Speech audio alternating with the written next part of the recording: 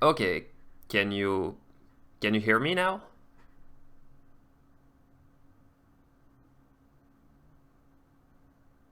Okay, because apparently my microphone was not plugged in properly, so pretty much everything I said in the last 3 minutes are have been worthless. Okay, so as I was about to say, welcome to HAHCon. This is Minty, the host of this panel, which has my name in it, so that's probably why.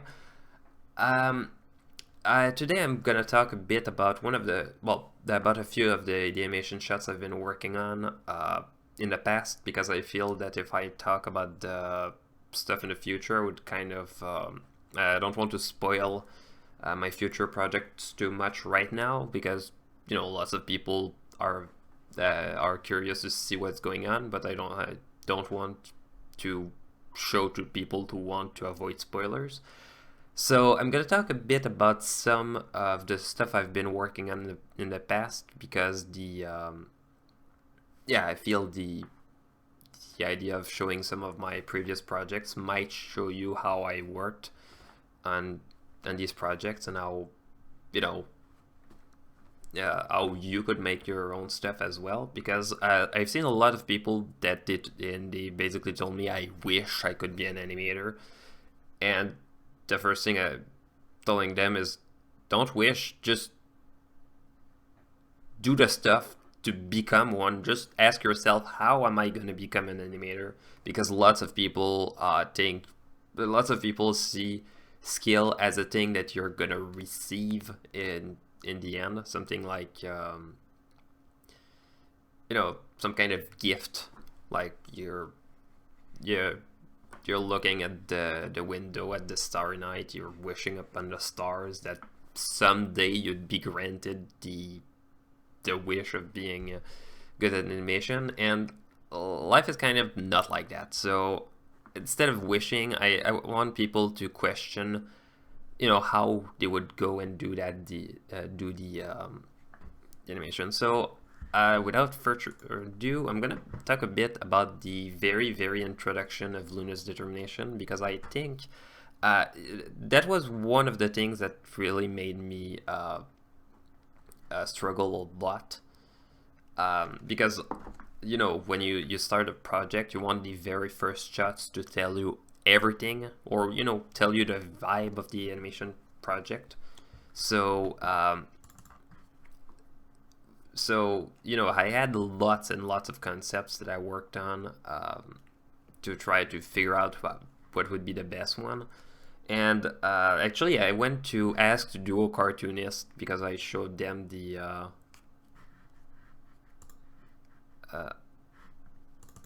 no, my computer is lagging. Whoa, sorry. So seriously, thank you.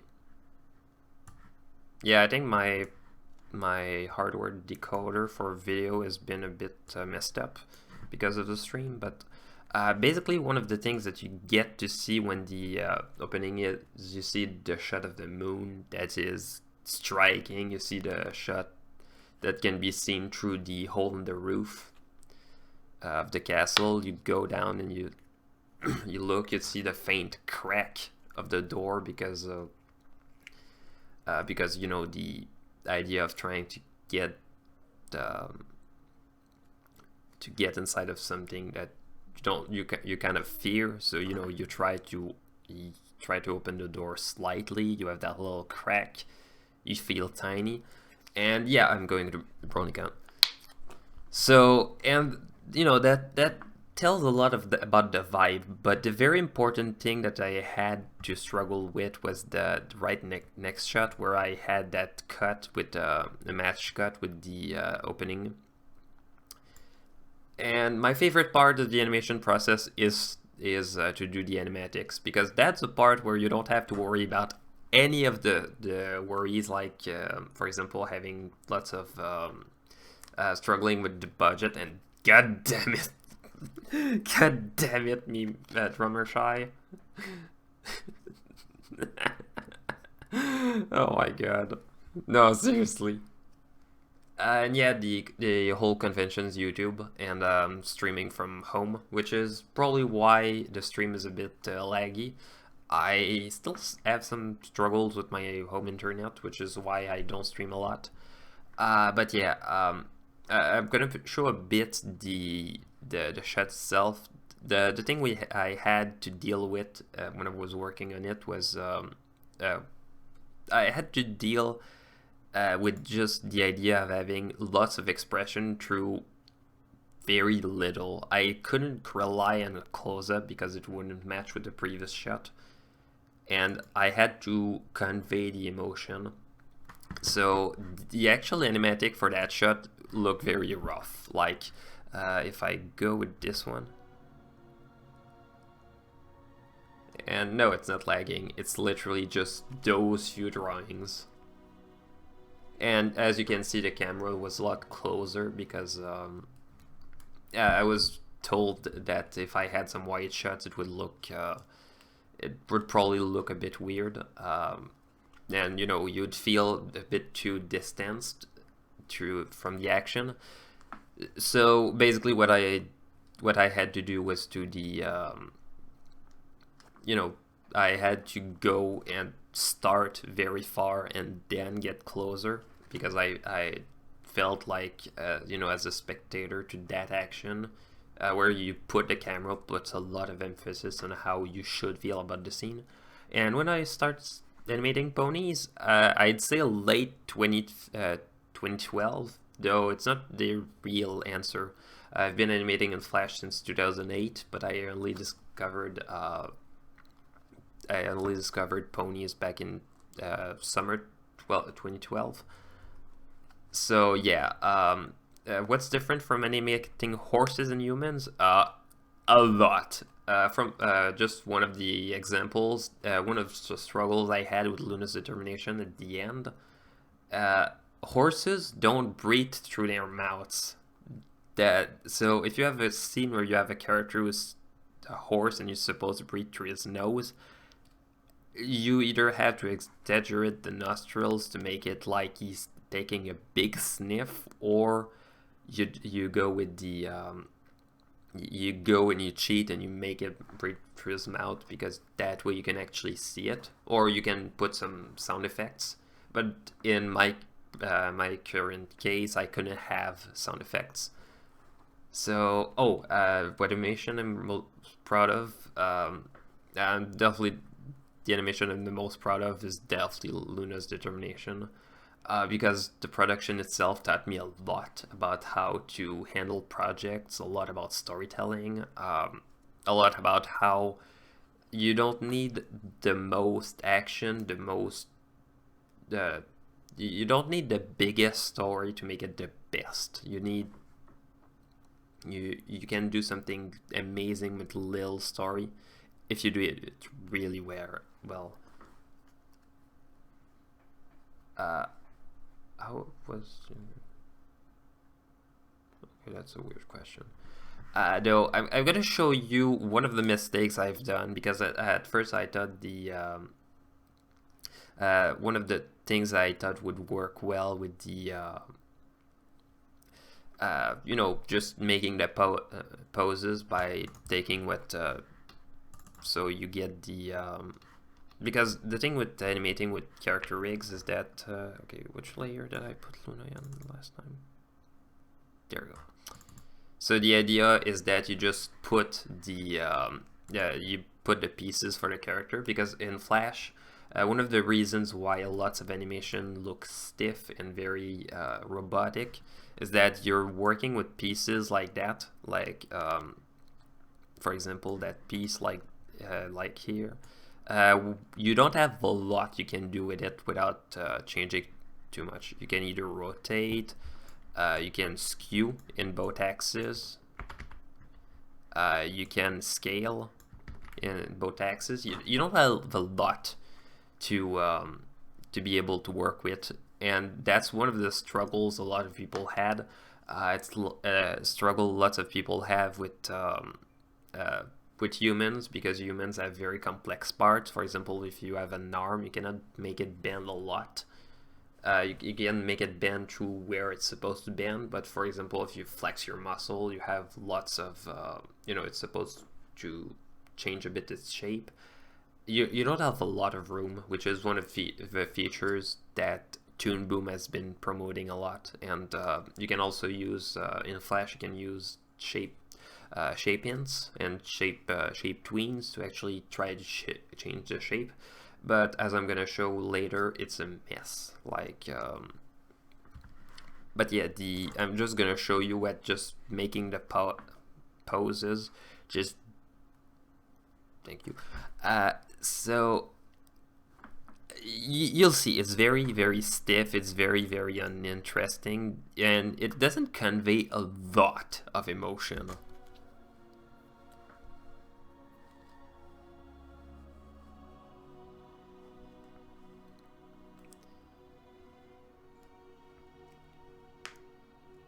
And back that was back in the very beginning of the production. I was trying to work on the shots. Is it too late to join in, Blurred? Actually, do you have me on Discord? If you do, actually, I think you can send. You can.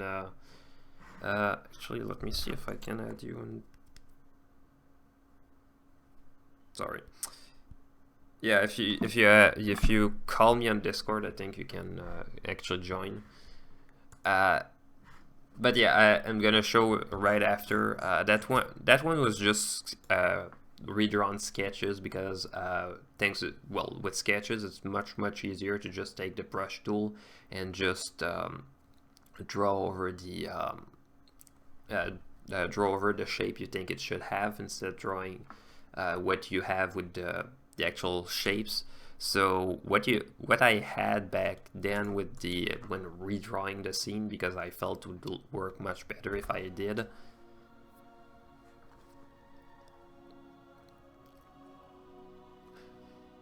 And you can clearly see here that how she's leaning with a very, very low head. She's very depressed. She's looking at her feet. She doesn't want to stare up because she's very depressed, and that's one of the things that helped a lot in that shot, just by conveying that and the fact that in the next shot she's supposed to have the head very down, so it helped a lot with the continuity. And when you work with animatics, it helps a lot with continuity to check that and the fact that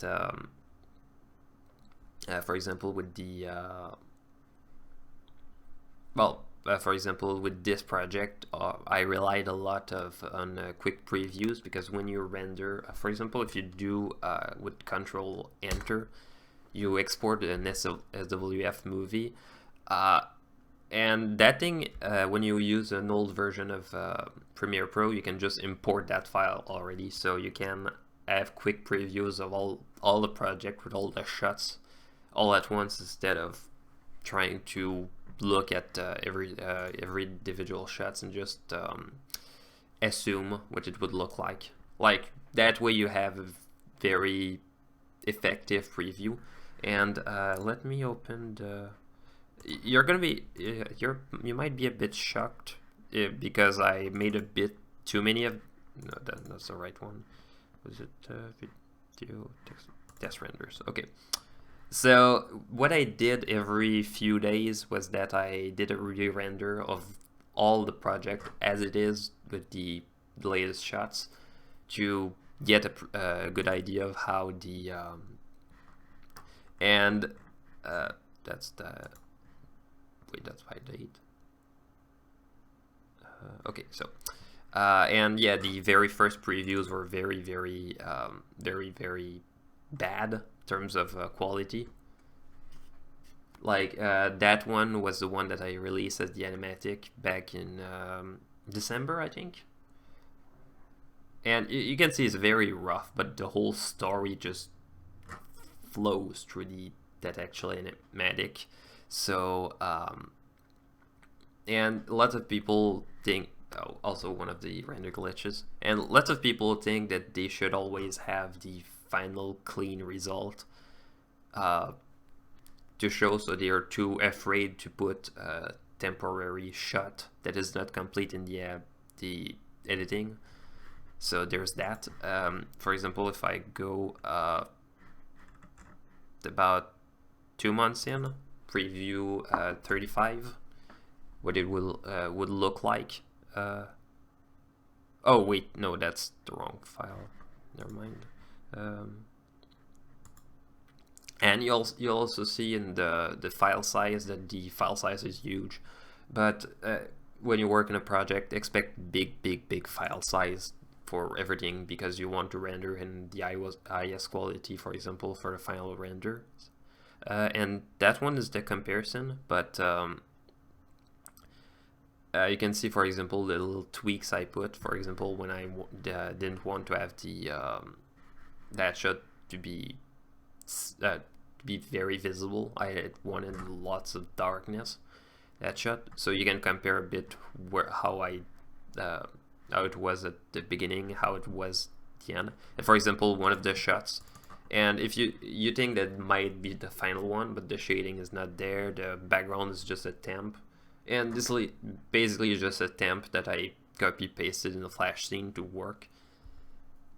And you know, you don't need a lot, but it gives you a good idea of the vibe of the shot like that. So you get the final one. For example, that one was supposed to be a shadow or project like that. This one was just a test, which is why she doesn't. And you'll probably see that the scenery she was in is not the one that I had in the final one.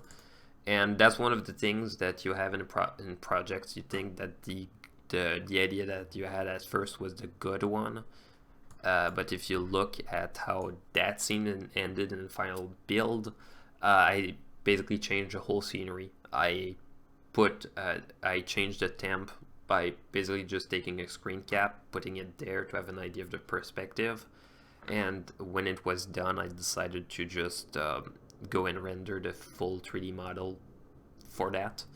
But yeah, you know, when you work in projects, you have to expect to work with temps a lot. So that was when I redid the whole shot that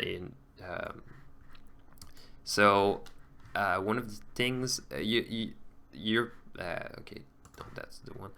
You're probably gonna laugh a bit when you see the actual state of how the animation for Luna shows up, and that part is a part that I had to explain to a lot of people.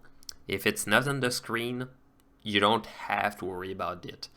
There's some exceptions. For example, if the character casts a shadow, and you know the character is out of the frame, but the shadow itself is very the shadow itself is very important. You have to animate the character so the actual shadow would still, but the shadow itself is still in the frame, or for example a reflection. But in this case, if you look at how the animation was done, let me zoom in. You'll laugh because it's really hilarious how it looks out of the frame, but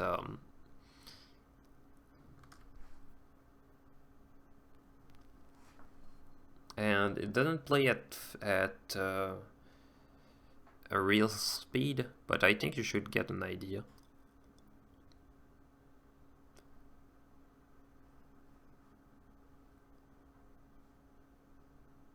Oh, also that's out of the frame. Also, the part that was cut. I note. Just gonna check real quick. Oh, there we go.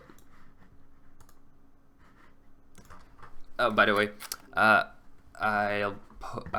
kind of want to I blurred. Hi. So I'll want to I'll want to give all a good welcome to Blurredthelines. I have been working on with projects since how much time, Blurred? It's been a while, hasn't it? You joined Creativity Kitchen back in 2014, I think. Wait, no, I joined it. I don't know if you joined back in 2014 or 2015. So like 2014 or 2013? 2013? So wait, so you joined before me? I thought it was...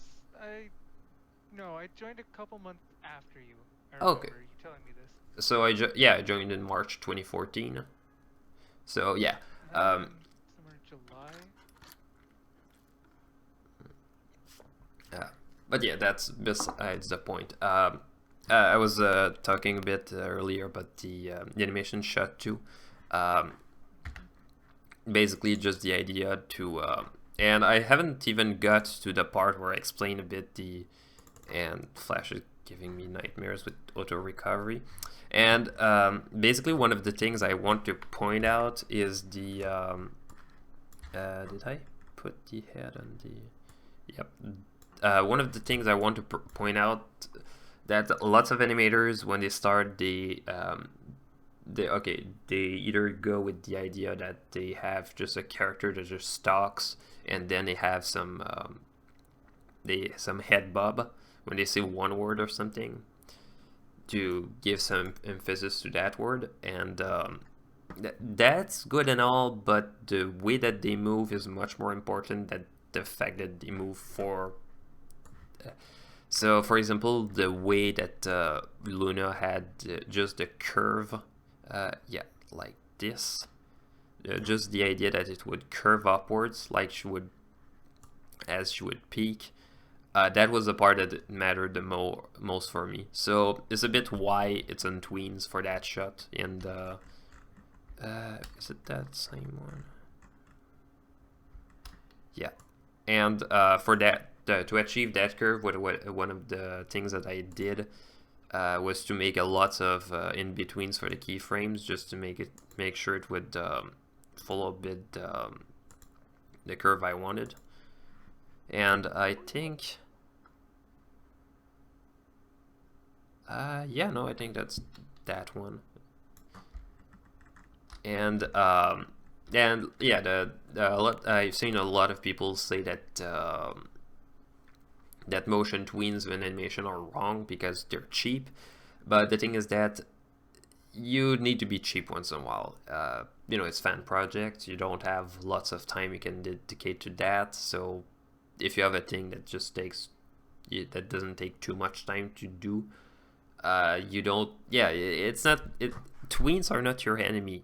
It's a tool. Like professional animators use tweens. Yeah, I mean, if you couldn't use tweens, 3D animation studios would look like claymation or I was about to say stop motion.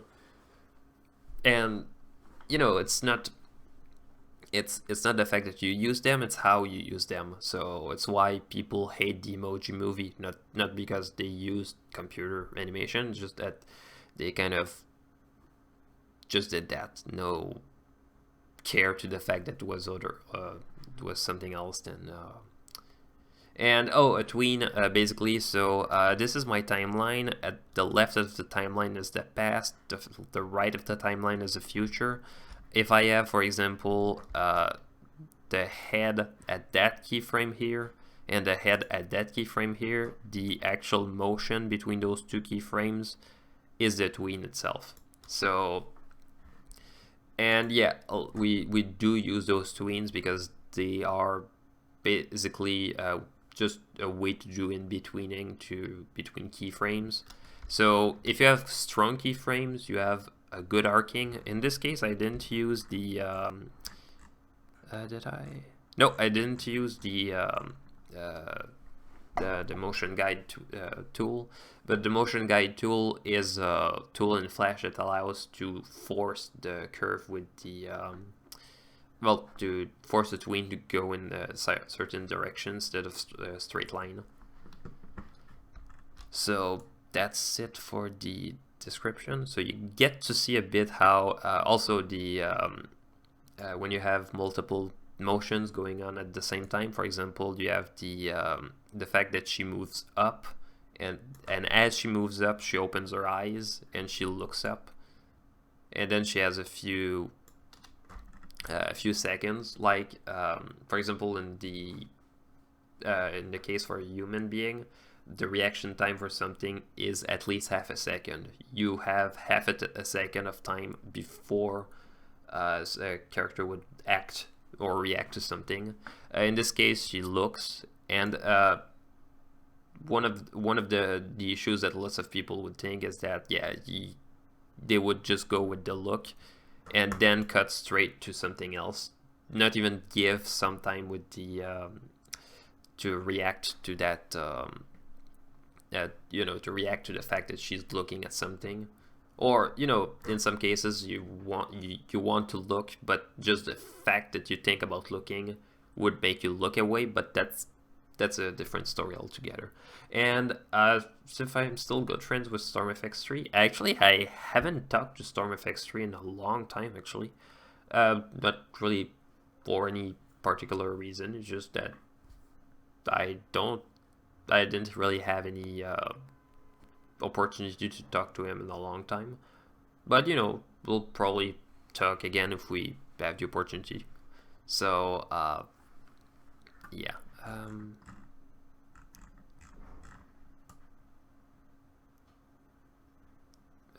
What's it afterwards? Oh, also another thing that happens after the actual animation. Oh, also, if I will ever finish Dinky's Destiny, I think at one point I'm gonna have to make either a press release or something to talk about it. It's a long story. Basically, all the ideas that I had for Dinky's Destiny all came true with Luna's determination, so there's not that much of a reason to make it anymore. And I have some projects that I kind of want to work on. For example, my Sunset Shimmer project, which I'm really hyped for because I have lots of people who are interested in helping and lots of people who want to see the final result. But yeah. Quite interested in it myself. Yeah, well. Stuff you posted on the Discord.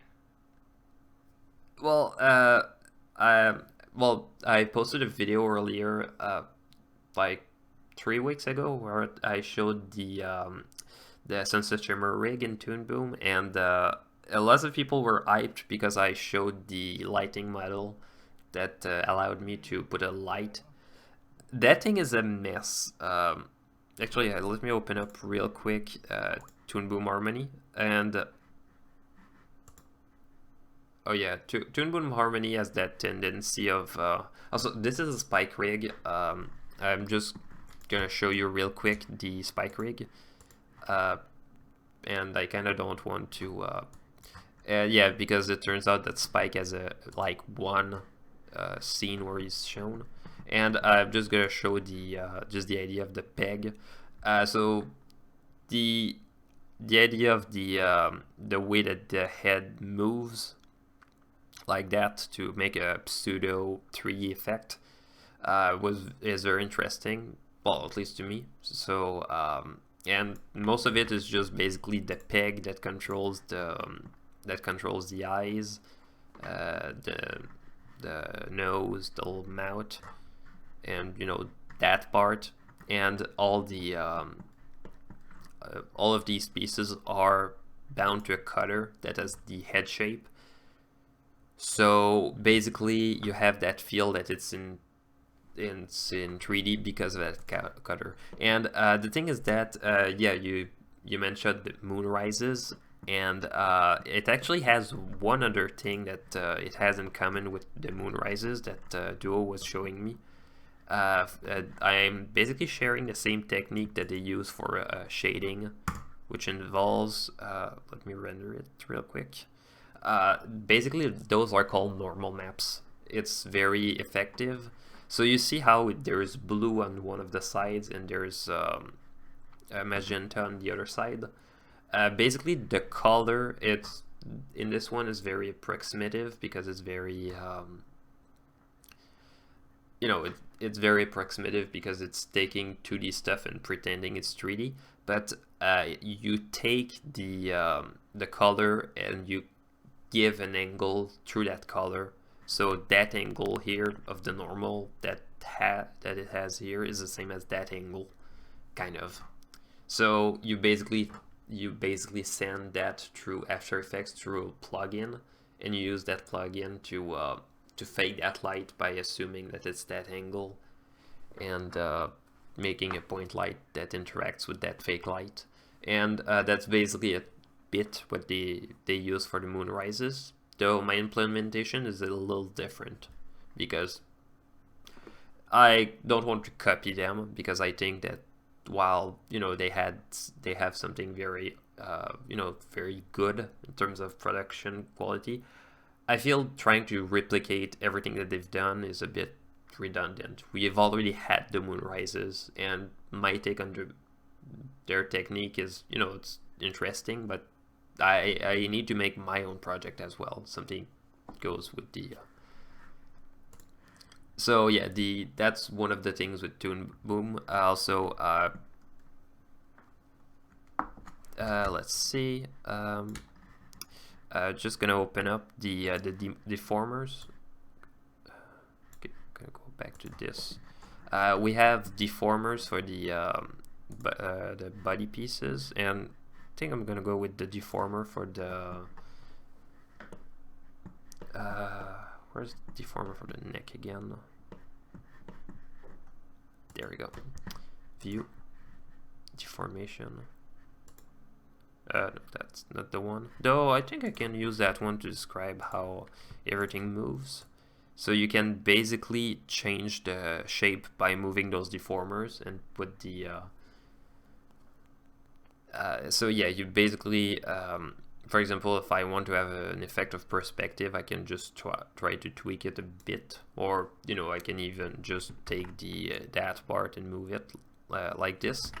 And that's one of the great things with Toon Boom. Instead of just having, as I showed earlier, just being able to rotate and scale and skew the pieces, I can actually move them and actually change their shape into something a bit different.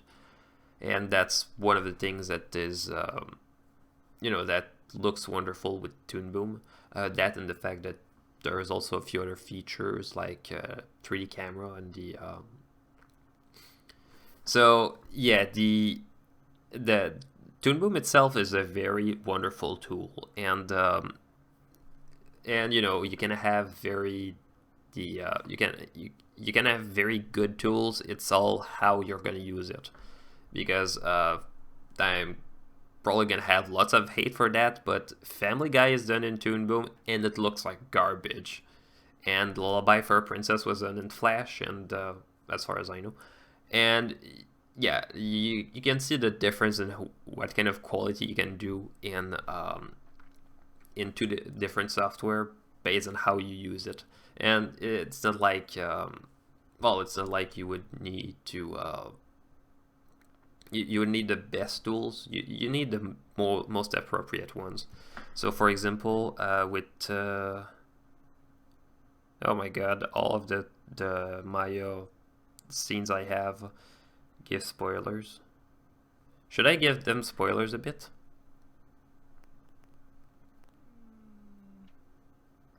Maybe. Alright, I'm gonna give you something a bit exclusive. Okay, so one of the things with with the tool I've been working with, so this is the magic mirror from Equestria Girls, which is going to be a plot element, and this is a scene I've modeled with. Actually, that one was modeled on my old laptop, so there's nothing really special about it.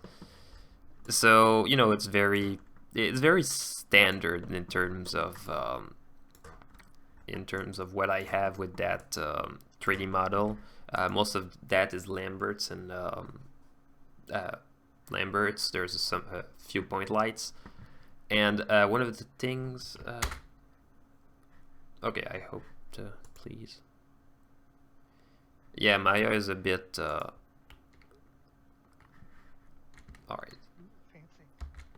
So yeah, that's a tool that can be very impressive if you know how to use it. And seriously, what the? Okay, it thinks that this is the standard view.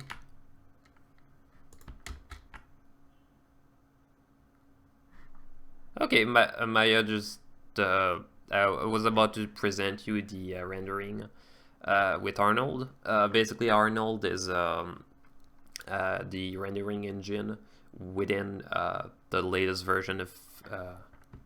Seriously? Okay, so HAHCon is basically an internet convention. We do panels, we present lots of stuff, and we get the we get to show that. It's basically the home equivalent of a convention because lots of people go there just for the actual panels. Yeah. By the way, I'm kind of derailing myself. Usually you have people derail the conversation, but I managed to derail my own conversation as well. So I think I should go back to so yeah, the tool itself that I showed earlier, Toon Boom, the one I am using is the most the most advanced version, and I like vectoring modeling better. I think modeling, there's something comfy in making a 3D shape and having it look good from all the angles, though that's my personal take. So the one of the things that I've seen with lots of projects is that it either fails because they try to get the most, like they do all the 3D models that they think they have, but they don't really know how it's going to be like. So for example, if you go and well, you've seen the actual animatic that I've shown. That's the part of the animatic that I use. For example, I know that I'm gonna have that wall that's gonna need to look good. I'm gonna have a crack of light. I'm gonna have Luna to make from that angle, and that's it. I don't have to pre-plan too much. I have to go back and look at the actual animatic and look at all the stuff I want to show on the screen and just work with that. And from that, I know I need that, so I need to figure out, okay, how do I get this, and you know that those got erased. How do I get those things, and then I get those things done, instead of trying to model the entire room, try to find a solution for every little problem that you have, and over-engineer all of your stuff. So for example, that's an oversight that I had with the project, though it's an oversight because of when I worked on Dinky's Destiny, I used the same Luna rig. Luna has wing cycles, and if you look in Luna's determination, there's one shot, and that's all where you get to see the that's kind of stupid, but if you look at the journal, the two sisters, you get the actual backstory in Celestia and Luna, and they were born alicorns. So, yeah. But yeah, if you look at this project, all the shots, for example, if you see a bit how bland that scenery was, you need to build upon that project that you want to do, and then add into it instead of trying to make everything and try to cobble together the animation in the end, which is the mistake I've done with Project Undercloud 2, which was a freaking mess because I had no idea what the hell was supposed to be. Also, that one shot I accidentally stumbled across was one of the shots that was cut, not due to the fact that I couldn't do it, but I realized later that it was kind of pointless because they were reacting to something out of the frame. So for example, that shot that I did when I didn't know what I basically work with a temp of the scene when you could get to see the actual zoom out, and you could see how the scale of the scene changed because I had different and you can see also the mountains that I had were just lazy. Well, to get that version was just me that when I took lazy well, I say lazy, I just took someone's fan art. I just took the lasso tool to cut it out, just so say, okay, that's kind of gonna look like this, but that's not gonna be the final result. And you know, that's not the worst thing that could ever happen, to because you take someone's fan art as a reference. Not though, working with temps like that is a bit derivative, because well, for example, it's more for temp music. When someone who's directing a movie just tells, okay, take that thing and make it sound like that whole other score from that other movie. So pretty much every other movie score sounds the same. So yeah, those are the temps, and that's one of the versions that I had that was a preview, so I could spot what needed more work.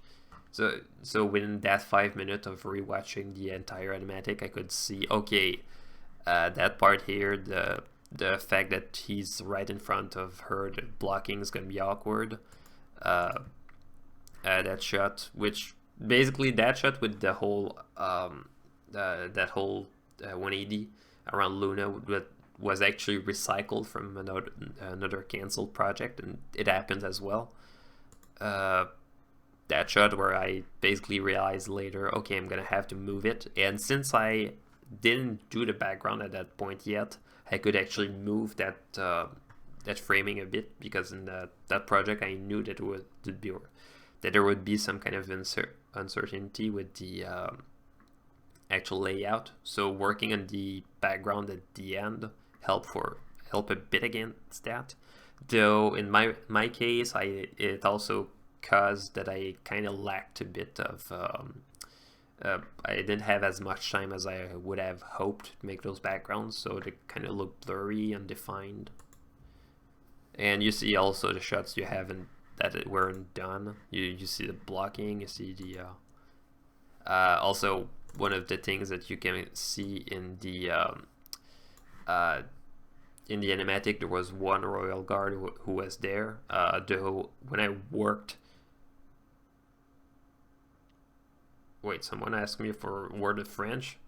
Ah ben, hostie de crise de tabarnak. Anyway, during that shot, there was one royal guard here. Then I thought, okay, I should add a second one to give an idea of having more. Then I realized that due to the blocking, the last royal guard would probably go with the go in her way, so I'd have to make it run around. So it was basically scrapped. And you know, in projects, you once in a while have some good ideas that you have to scrap, and project making is a lot about it. So yeah. What else can I talk about? There was that shot. Oh yeah, the compositing. One of the things that I have in my projects that make them look a bit different was the way that I use compositing to, you know, have more layers. For example, the fact that it has, you know, just a little shading on the characters, the little particles, the okay, in that one there's no depth of field, because that just doesn't make sense. If I had some depth of field around Luna, it would feel too small.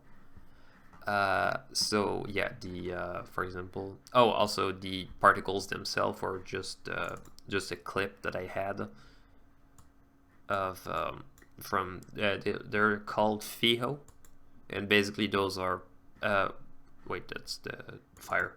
Go with the dust, like that is basically just it's basically just a few particles like that move in front of a black screen, and I just composite it above. It's cheap, but it works very well to change the mood. So if you go back, and the favorite brony song, Luna's Determination, probably because it gives me the most emotion, and just the actual production value to it. It feels orchestral, even though those are VSTs. All that quality to it, the emotions, the feels. So yeah, the actual also one of the things that I want to point out, the animation for Luna is literally just that shot without the background in the SWF that I basically just took that and I put it above the background that I did in the in Photoshop, which doesn't load. So let's pretend let's just pretend I showed you that same thing in Photoshop. So and that's one of the challenges of compositing, to get the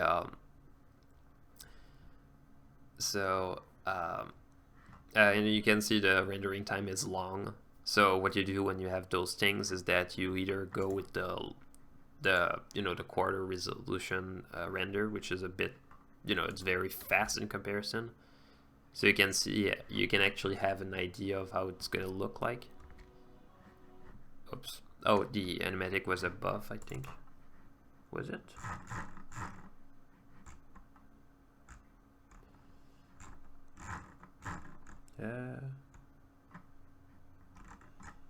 What the? Oh. There was the comp one. And what a damn free comp. No. Can try to find it back. Oh yeah, there was a preview. With the animatic and the and I put all in the description. Yes, it's Twilight Sparkle. I did put the preview with the sound with the animatic itself. Not the animatic, but the preview build. That was a bit rough, so you can compare a bit how it looks in Flash and how it looks when I recomposite it. And it's kind of weird to think, okay, I'm gonna have to recomposite the entire shot to get it to look different. But that's one of the things with compositing. Though in Flash you have you can do your blocking yourself. You don't have to worry about lots of stuff since it's vector. You don't have to worry about things that are out of the frame because they still exist. Because in After Effects you don't have the So just realigning Luna, just putting it there, then putting the actual shader on Hunter, and that kind of shader is a bit different from the one that I have in Toon Boom, but the actual result is kind of similar, though a bit more limited. And you get the actual shot, which I call shot _2 2K, and basically just to know that's the final one, that's the one that I use, and if I realize that's not the final one, I have to rename it. And that way you get the when you get the actual render, you get the actual folder with the render, which is this one. So if I have to upscale the shot later, which I had to, I can just take that folder of individual PNGs for the actual frames. And what it did was that if I had to re-render that shot again, I would just re-render in that folder with the PNGs. And that way it would just replace the actual animation from the editing. Because a lot of people think that they have to do all the shots individually. They composite it, they do the and they render it, then they just later edit everything else. And it's very it's effective, but if you have to change things, you don't have lots of room, because you have to you have to change again and again and again the actual shot in the editing room. So if you have something that just updates automatically and you get a quick preview of everything, you get a lot of more you get a lot more updates of your project that way than if you did the other way and you get the damn it, I'm really bad at explaining myself. But yeah, if you have quick previews that just go with just go quickly, though in my case they took a long time, so I had to render them overnight. I had to get the I had to go and make a render queue of all the shots that I could do, and one of the shots I had the most struggle with was the one shot where Luna raised the moon, and you could see the camera that would just pan out to see all of Ponyville. The shot was, it was 2 plates of 7,000 by 7,000 pixels, and it all rendered in 4K, and that was such a mess to deal with that I think I had 2 opportunities to render it due to taking all, I think it took like 10 hours to render all of that, and it takes a long time, but that's to be expected. So if you have those previews, you can have that to be able to work with. Back before, you have something a lot more you have something a lot more a lot more carefully and precisely placed, because for example, if you have a project that where you have a better idea of what it's looking like from the very beginning, you have more opportunities to tweak little things that you think that would help look better. So it will keep on getting to look better. Also, the reason why I rendered it in 4K is kind of stupid, but YouTube is really bad at getting good bit rates, and ArgoDemon. Well, actually, I went to ArgoDemon and basically asked him, why is Remembrance in 4K? I mean, there's no wide big shot of something very detailed. And he basically told me, no, I'm not doing that because of that. I'm doing that because of the bit rate. If you want a good bit rate for a video, because for example, the black levels for videos in low quality, you can clearly see the JPEG artifacts. So if you go and you get you get it in 4K, even though you don't need all of your shots to be in 4K, you just need some to be worth it. But if you have some of it in 4K, you'll have much better bit rate. You're gonna have something a lot sharper, a lot cleaner. You won't have to deal with all the stuff YouTube is causing. Though it's mostly for animation. For example, if you review cartoons or you do something that doesn't involve very precise pixels like that, it's not that big of a deal. Though, yeah. Any questions? I don't know if Crown Prince is gonna be mad at me if I overstate my welcome, or if I stay too long. If you want me to look back at another project or something like that,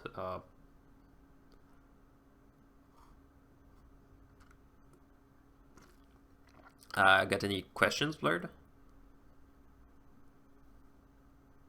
Actually, are you still here? I've just been waiting for an appropriate time where I could chime in. Yeah, but I mean, don't worry about interrupting me, saying something like Minty, you're just saying random stuff. Nobody cares about those little details. Well, it's like when you were talking about like compositing and like the Toon Boom stuff that I don't really know a whole lot about. It's like I don't really have anything constructive to add to the conversation, Oh man. Okay, so look. Not a lot of people do compositing, and I think that they're either doing that because they're too scared of trying, or because they think that nobody's gonna care. And I kind of see why, because one of the problems I had with I don't know a single word of Russian, and one of the things I've been worried about is that if I go and add some layers of compositing, it might look a bit blurry, it might look a bit weird, because you have gradients that show up on a very sharp character. Like, you know, all those ponies are very they have sharp lines. They don't have lots of gradient. They're very matte. So putting gradients over them kind of looks weird. Also, that's kind of weird because the actual style of the show doesn't rely that much on compositing. But you know, it can give some much different look to all of that stuff. Like just the fact that you have a side light like this, and Luna just gives a much different vibe, because that way I can cover all of the I can cover most of the actual body, even though, you know, I still have that outline, but I get that silhouette, but without getting the and you can do that in Flash, but it's really messy. So yeah, I've learned firsthand the technical limitations that Flash imposes. You still remember when Slashy tried to get us to just do Flash and nothing else? Like, I think, was it H3 who was working on some kind of, or was it you that worked in a hand that used tweens so that the fingers could actually close in a fist? That wouldn't have been me. I've only worked with ponies specifically. Okay, I'll need to find back. It's been a long time. I think it's been 2 years. Why did I choose the name Minty Root? Okay, that's a crazy story. So, so back in the days, you know how I made my OC with green hair, and I basically did that because I couldn't figure out something that didn't look like vinyl scratch with the colors that I liked, and then I just realized, what about green hair? There's not a lot of ponies with green hair in the show, so that kind of look unique, but not too much. So yeah, let's go with that. And I just went with those colors, which kind of look like Yoshi's colors. And at one point, someone just asked that because the name I gave that unicorn was just Root because of the cutie mark. And someone just asked in a chat, so who's the name of that Minty unicorn? And I just go, Minty. And that stayed. And I just went the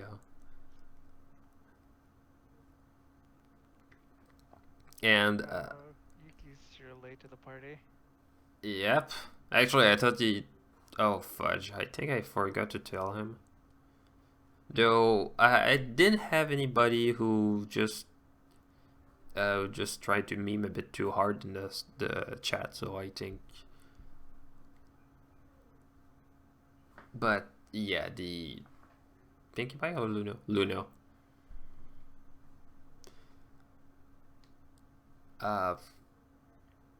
But yeah, that's also one of the weird things that I've learned from that. Sometimes you go with some, you know, you get an identity based on something you didn't really expect. So you get the, you know, back before Minty Root, I was known as player.exe. That was the name that I chose, but that was the name I chose. I remember those days. Yeah, you know, I hated being nicknamed player. Like like Slashy would keep calling me player, and they're thinking, no, just go with my real name. That would be easier. And I got so tired, and I realized I was not the only one. There was a Standing Leaf who paid me a month of DeviantArt so I could change my name. So I just thought, okay, if you couldn't stand it, I kind of should have changed a long time ago.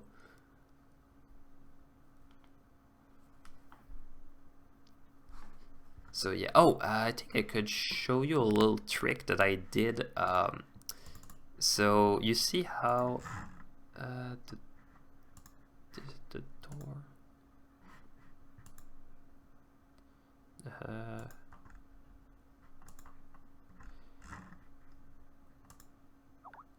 Okay, so if you look at the door handle in that shot. Oh, also I don't have any intention of changing that name afterwards, because you know I'm good with that. It's kind of weird if people would, it's kind of weird with a name I've been used to for all those years. So anyway, I'm gonna show you a little trick that I've done with that shot. You see how that door handle was done? Basically, one of the things that I had to deal with was that the actual shot, well, the actual shape itself was just flat, and I kind of needed some volume with the. So what I did, and it was really cheap as a technique, I used a filter called Minimax. Okay, it shows a bit better in that shot. So you go with Minimax, and you go. And you can actually grow the sizes like that.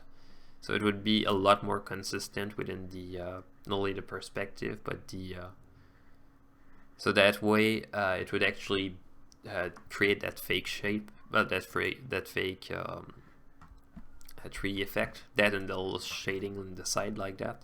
So if you go without the Minimax, in this one I just put the horizontal one, so that actually grow. And what Minimax does, and that lots of filters, what that does that lots of people kind of don't know about because they don't try to get the so for example, if you go around that pixel, which the origin was empty, it just looks with the radius, and it looks around that radius, and it sees around that 54 what's the brightest pixel around, what it is. I don't care what it is, I'm gonna be it. And if it's me, I'm gonna be me. So, and with the alpha, so the highest alpha and the highest value. So for example, across that 54 of radius around, there's nothing, but right after we find something. So, actually with Melodic Pony, that part was kind of weird because at first I didn't intend it as a project in his memory. Actually, back when I started, it was so early on that we didn't even know about any of that. So what I did was that I basically searched for a temp track because I had an argument with a musician. Probably remember him, Blurred. Basically, I was arguing that the da da da da da da that progression of the theme that Luna had, I was arguing that it was the part that made Luna special. The automated Luna's theme special, because it was something that had some grip with her, and every special where Luna visited someone in a dream, that theme played. And I kept saying, dude, this is that leitmotif, we cannot just change it. And he kept pushing for something else that was a bit more generic, something that had kind of a progression, but it's like whenever a show that doesn't have the that doesn't have Rocky's theme, and that just tries to make a fake one that kind of sounds, but they change a few notes just to avoid copyright issues. It felt like that, so I got very annoyed, very angry about that. And at one point I just said, look, I cannot stand to be with you with that argument. I'm really tired that I have to argue with that, to argue with you on that subject. I'm gonna find a piece of music and I'm gonna prove you that it's true. So I look around and I look back at pretty much everything that I could find, just find a temp track just to give an idea of what I meant. And when I looked for it, I went back to Melodic Pony's channel, and I was subscribed for a while, I I kind of forgot about him because he didn't post for a long time. But I had some kind of feel around me. Yeah, if I subscribed to him back in the days, maybe it was for a good idea, good reason. Maybe he was doing some good stuff. So, and I came across Luna's determination, which I just felt, okay, I want to do something about Luna. I'm gonna go, and I'm gonna give a try. Maybe it's the right one, maybe not. But if it's good music, I'm probably gonna have had at least a good 5 minutes. And I gave a listen. I just started giving a listen, and I noticed around the middle of it that you could hear Luna's leitmotif that would play. So I just thought, okay, that's a good reference. And afterwards, I just replayed it, and I just listened back, and I could see the patterns. I could see that there was a story around it. It was not just something that would sound good. It something that told something, and I just thought to myself, okay, what did Melodic had in mind with that? And I could also think, well, what kind of story could I tell with it? And for a while, I got worried because the story that I wanted to tell was not the story that Melodic would have liked, and I felt, okay, is it something that he would have liked, or is it something that I would have liked? Am I pushing too hard my own desires? Because I felt, yeah, maybe I'm doing something wrong with that. Maybe maybe my project is not meant to be like that, and maybe I'm pushing too hard. And that's when I redid this the entire animatic, when I realized that the first the first draft was just too much of my ideas, not and it was just a mishmash of ideas. There was barely any time to get across any of them, so I redid the entire thing with Misfortune giving some advice in the story. So I did so I redid the draft, and I just thought, okay, I'm gonna have to get rid of Dinky in that story. I have some good intentions with the idea that Luna would be the mother of a filly that she kind of lost, that even doesn't even look like her that much.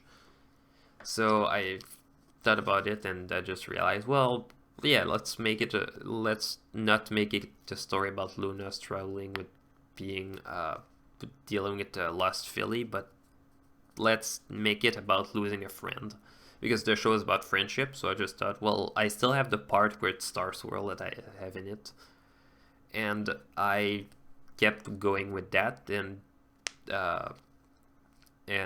I got really scared because I felt, if it's about losing Star Swirl, what are people gonna think about it? Because the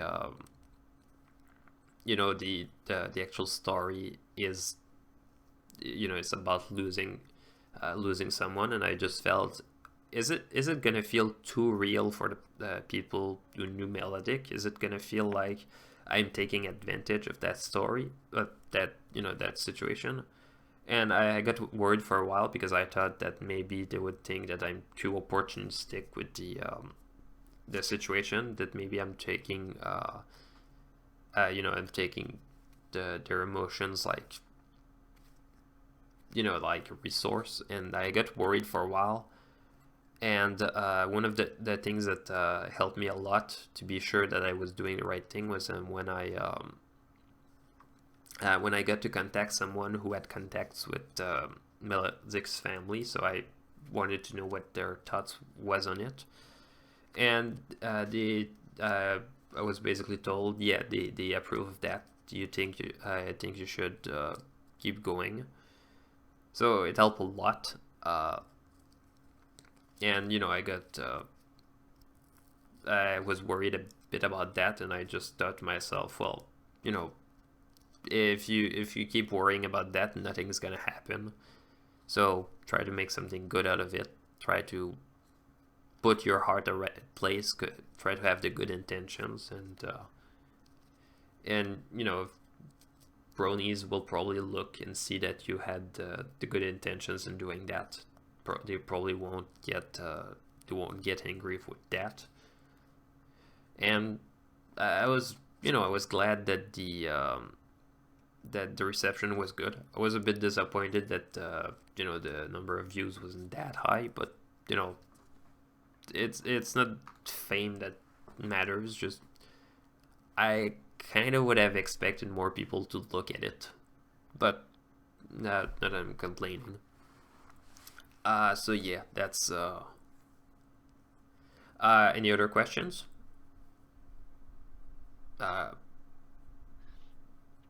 I have one, if nothing else. Oh, go ahead.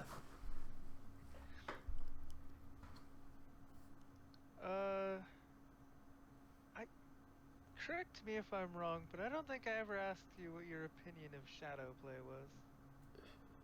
Oh, the one of the problems I had with shadow play was kind of visual. You know how he's the pony of darkness. He's supposed to be very scary. I feel the special didn't have, well, the two-parter didn't have that feel of danger. We were told that through the dialogue that something was gonna happen, that would have to that they would have to sacrifice himself again. And you had that vibe, but you didn't have the vibe that maybe this time it wouldn't work. You didn't have the vibe either that he had the control. So for example, if through the visuals you could see that there would be dark clouds that would be everywhere, that because they go all across Equestria, so the idea that maybe even at the corners of Equestria you'd see that even the clouds go by, you could see that fear. You could also see all the ponies, how they react. Obviously the dragons are jerks, so they don't even care that the world is ending. They're just having fun. You could have the Egyptian ponies, for example, going back to their own fears of what was the name of that cat pony, the giant cat pony that had magic? I don't remember. I don't either. That one. Maybe they could have brought back that fear into how they would have said, yeah, no, we won't explore that pyramids to get back that artifact. Or you could see that they struggle at that. You could see that Manhattan, since they're usually very bright, but very bright, very illuminated, that you'd see that the way that they would react, maybe that they don't really care too much because they think they think that everything is going to be fine, because that's a city that runs very fast. That's like they're not too scared about the how the world would react or how the world would change, but they would mostly just react of their own clock. For example, how the stock market would react if they have that, or the actual market, instead of the other fears that as I'm trying to say, they wouldn't be that bothered because they would still get their paychecks and their investments and all. So, and what are the other places? I forgot about the other places, but you could see that how they would react to the end of the world as they know it. Though you could also throw a joke saying, yeah, we're gonna be saved yet again, so we're not too worried.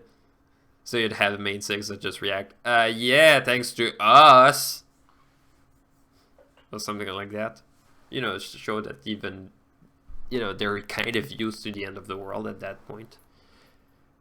So yeah, that's, and at the end where they try to save the I forgot his name.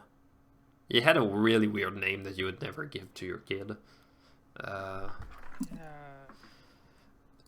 But yeah, the idea that he was misunderstood, and so yeah, the pillars were kind of wrong as well. You know, they had their good intentions, but they did some stuff wrong as well.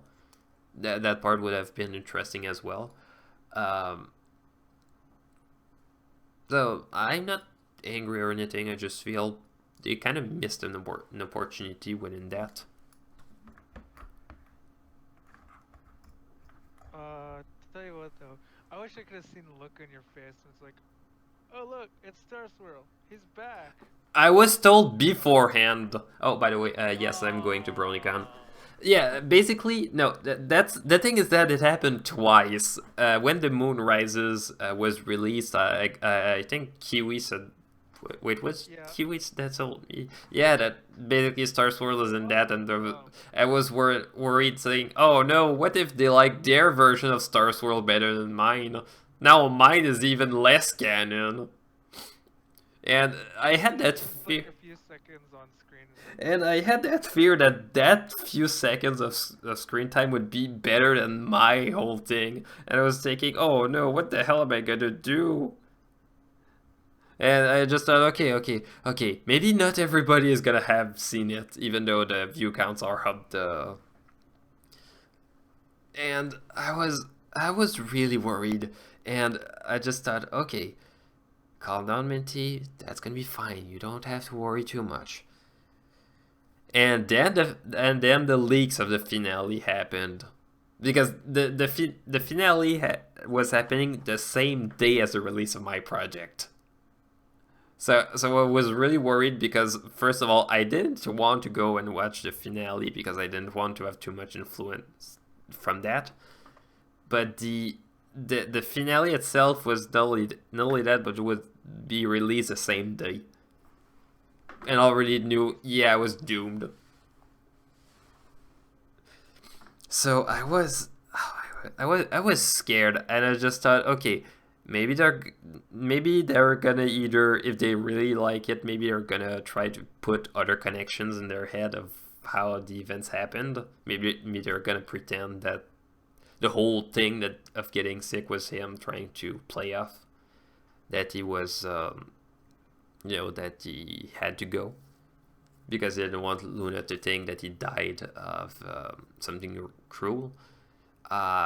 Or maybe he would have got sick but left from another way. Just, he still left anyway in that story, and we don't know if it happened before or after Nightmare Moon's condemnation of the moon. So I just thought, okay, that's something that is vague enough, so maybe I could squeeze my headcanon somewhere.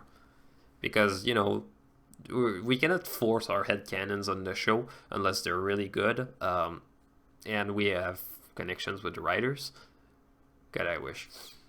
But just the fact that we have to work with the we have to work around something we don't really know. That is very unpredictable. That's kind of one of the things I'm kind of glad that the show is rumored to end after 9 seasons, because afterwards everything is set to stone. You can write whatever you want to squeeze within those cracks that they left, which are many because they kind of decided to expand on the sides instead of expanding on depth. And it's not the worst thing ever. It gives more room for fanfic writers to put their own stuff. Because you know how much people get pissed when they get told that their headcanons are no longer valid. And I'm saying that from experience, so yeah. And yeah, I'm going to BronyCon. It's not confirmed, but I've been in 2013, 2015, 2016, 2017. So yeah, I think it's gonna be fine. Yeah, I couldn't go back in 2014 because school happened and a few other personal issues. No, it's not. It's not. Well, it's been fixed since then. But yeah. But yeah, for BronyCon this year, I'm definitely going to bring back 2D versus 3D ponies. Because lots of people came back to me and they told me that they liked the concept. So if you liked it, I think that we should go back and do it again. Yeah. Also, I don't know what fabric softener I use. I go to the laundromat, every week to get my stuff cleaned, and the guy puts a few sheets of. I think he puts a few. Oh no, wait, is it for the static or the? Yeah, he puts a few sheets in the dryer for me. He's super nice, so I kind of forgot to check the brand. So yeah, I don't know.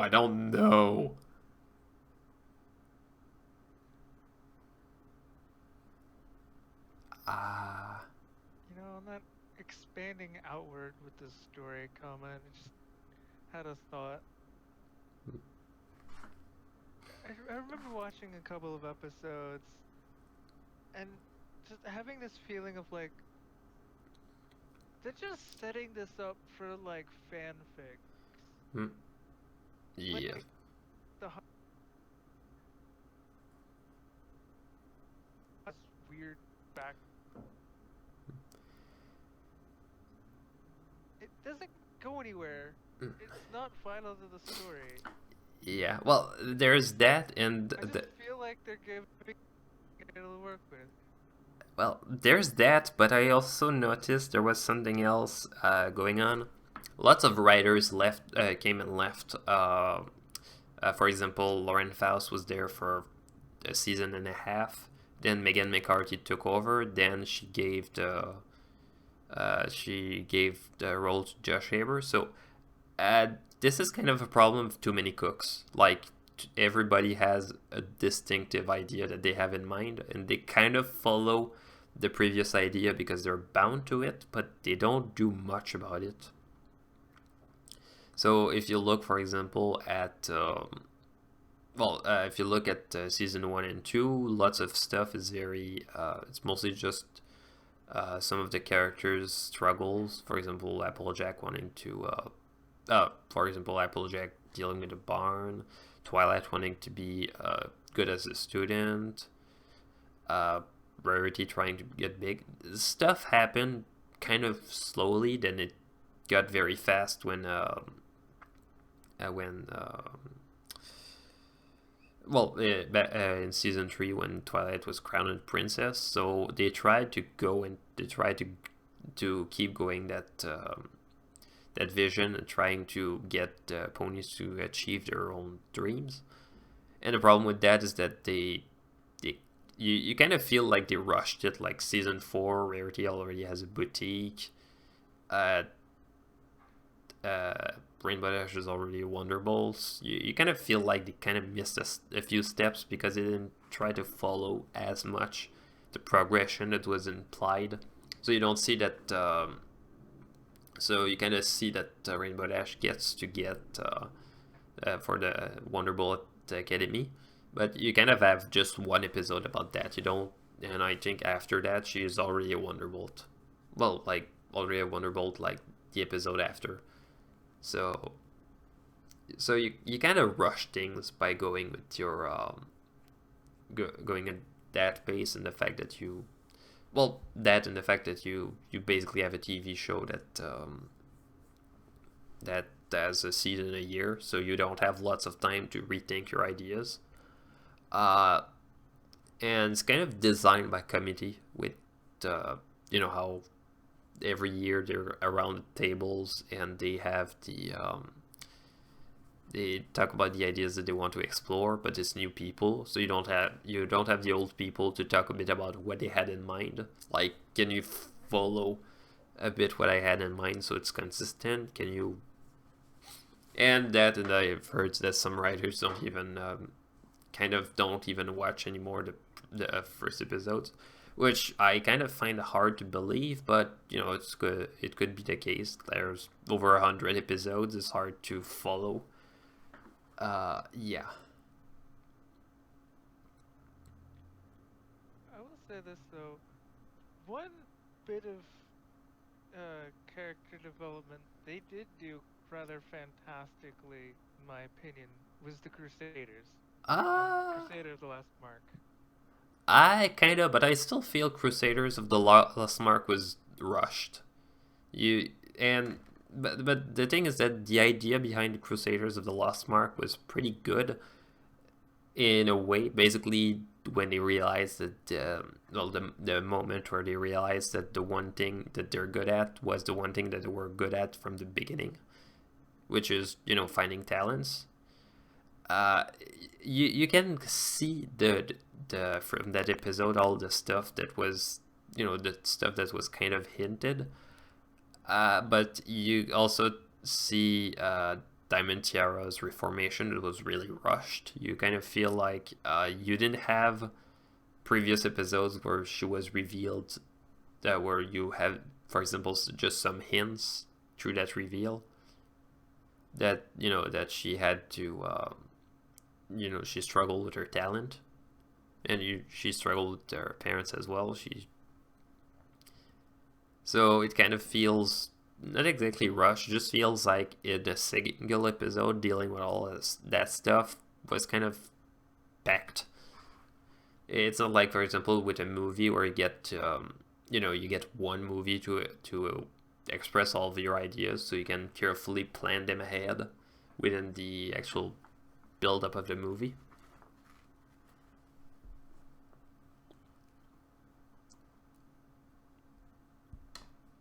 Yeah. But yeah, that's kind of one of the problems with television in general. It's, well, that it's a lot of hours of television you have to work with a team, so you don't get to have that same careful and very precise workflow. Well, very, you know, the fact that you have the you know, you have very precise timing of all the events that you want take place. With MLP, they had lots of episodes that were rescheduled or even rewritten. Well, rewritten to be a few season later, for example. Like I think was it? I think Fame and Misfortune was one of Emil Larsen's drafts that was basically released a few seasons afterwards. Though I couldn't The mix it with some. Six read a book episode, wasn't it? Yep. Yeah.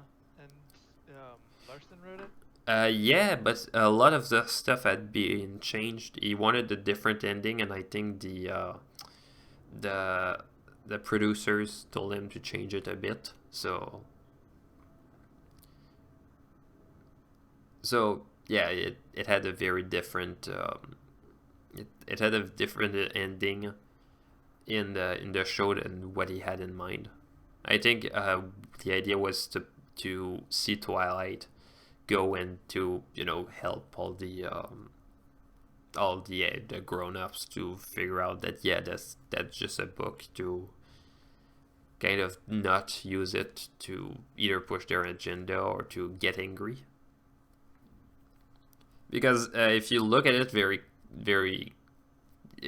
broadly, you look at it very, you kind of see the episode and it kind of goes as this is just for kids, because you see the kids that kind of understand better the actual moral. Though you can read it like that if you want to be very cynical, but you can also read it as, look, the kids understand it better because they don't try to read between the lines before reading the lines themselves. Because I've seen lots of people try to read between the lines without even... So yeah, the kids know that it's about friendship, because that's the primary point of the show, and I can understand a bit the cynicism and the skepticism that's around it, but you know, that's a show that's supposed to be enjoyable, not supposed to be we shouldn't be angry about something that is meant to be you know, to be full of joy like that. It's kind of counterproductive. Any other questions, guys?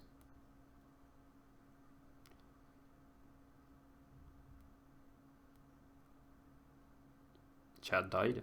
Oh boy. Yeah, seems it. Yeah. Well, they probably saw that we were going a bit too. Yeah. Well, at least my stream didn't die this time, because I told you about the all the internet issues that I had with trying to stream. I don't think I did. Oh, okay. Well, basically, I couldn't stream for a long time because it turns out that the stream quality was horrible. Like, it would keep dipping, and I don't know what I did. I think I went and I pushed all the buttons I could to try to fix my Wi-Fi, and I think it's fixed. Who is best pony? Oh, I already put I already said who was best pony in the description. It's Derpy. Okay, let me explain. Derpy is gray and yellow, she likes muffins, and she works as a mail mare. That's the most boring description you could have for a pony you try to sell to little kids. But people love it. It's very interesting because you know how you'd think, okay, if you think as a, you know, marketer, you think, okay, who would be the most popular pony? Kids like, you know, they like bright colors, they like cool characters, so you'd think of one of the main characters, like, for example, Pinkie Pie. She's always on candy, she's very active, she has lots of friends, she's pink, you know, she has all the stuff to go with those check marks to get the to what people would think would be the best pony. And you look at Derpy, who's a male mare. She's clumsy, she's awkward, she's cute, but she's very against pretty much everything that you'd think would make it for a good pony. And she's adorable. People like her because she's a very she's very inspiring as a pony. So, you know, if you're... She also has that eye condition. Yeah. But I mean, it's just an eye condition, but you don't see that a lot in TV shows where one of the characters has an eye condition like that. And usually they would try to make some kind of moral around it about being inclusive and all, and that's good and all, but they kind of either push too hard or they kind of mess it up.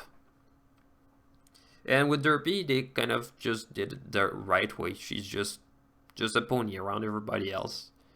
She's special in a way, and she has all of the other stuff that she cares that has nothing to do with her eyes, like muffins.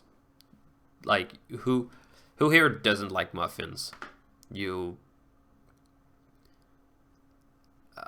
favorite OC? Try she has a good OC. Favorite OC, Blurred? I don't know. I don't think I really have one. Okay, that's a very controversial question. I mean, that's also very well, that's very controversial because that's very damn it. Oh. What? Are we talking about the Derpy controversy? No. Wait, are they? Oh, yeah, the Derpy controversy, which was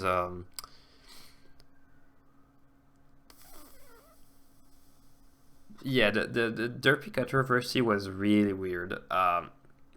Because there was season 2 when Amy Keating Rogers put Derpy one of the episodes, and you could see if you look at the episode that well the actual draft that she had, the actual conflict goes around the fact that Derpy is clumsy, which is fine on its own.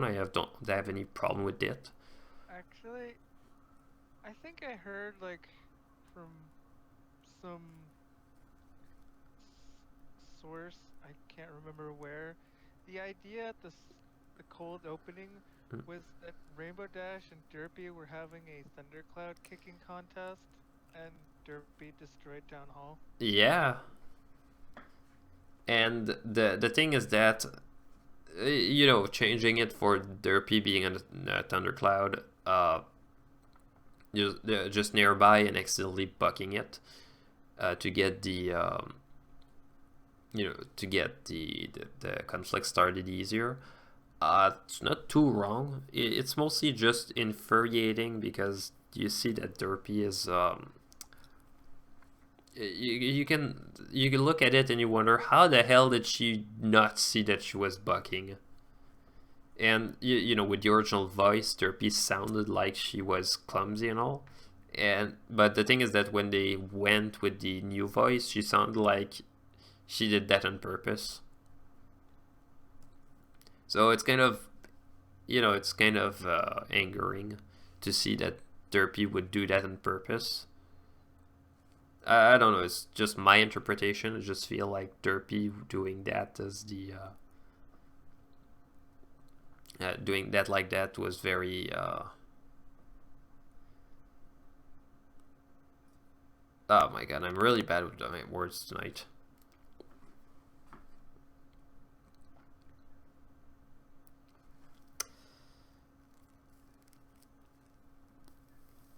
Barely hear the second person. I take it's you. Let's raise the volume. Okay, I think you should wait. Oh. Okay, I think they're gonna hear you better now. If you talk. Yeah.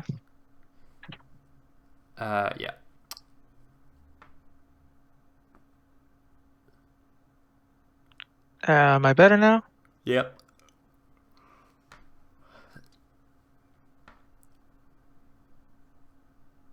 So yeah, it was very controversial, but getting rid of Derpy as a background pony, and also those rumors of someone pretending to be from Hasbro saying, yeah, we won't show Derpy again, and the whole Save Derpy petition. Wait, was it a petition? Yeah, pretty sure there was a petition again to save her.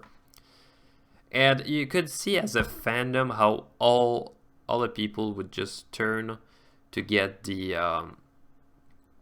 to try to save her, because people grew to care about Derpy because Derpy is very very unique and important as a character, to show that even the little mistakes can do something amazing, because Derpy is basically just the mistake of one animator who messed up her eyes and kind of forgot about it because she was kind of out of the frame, and that they just decided to have a bit more coverage.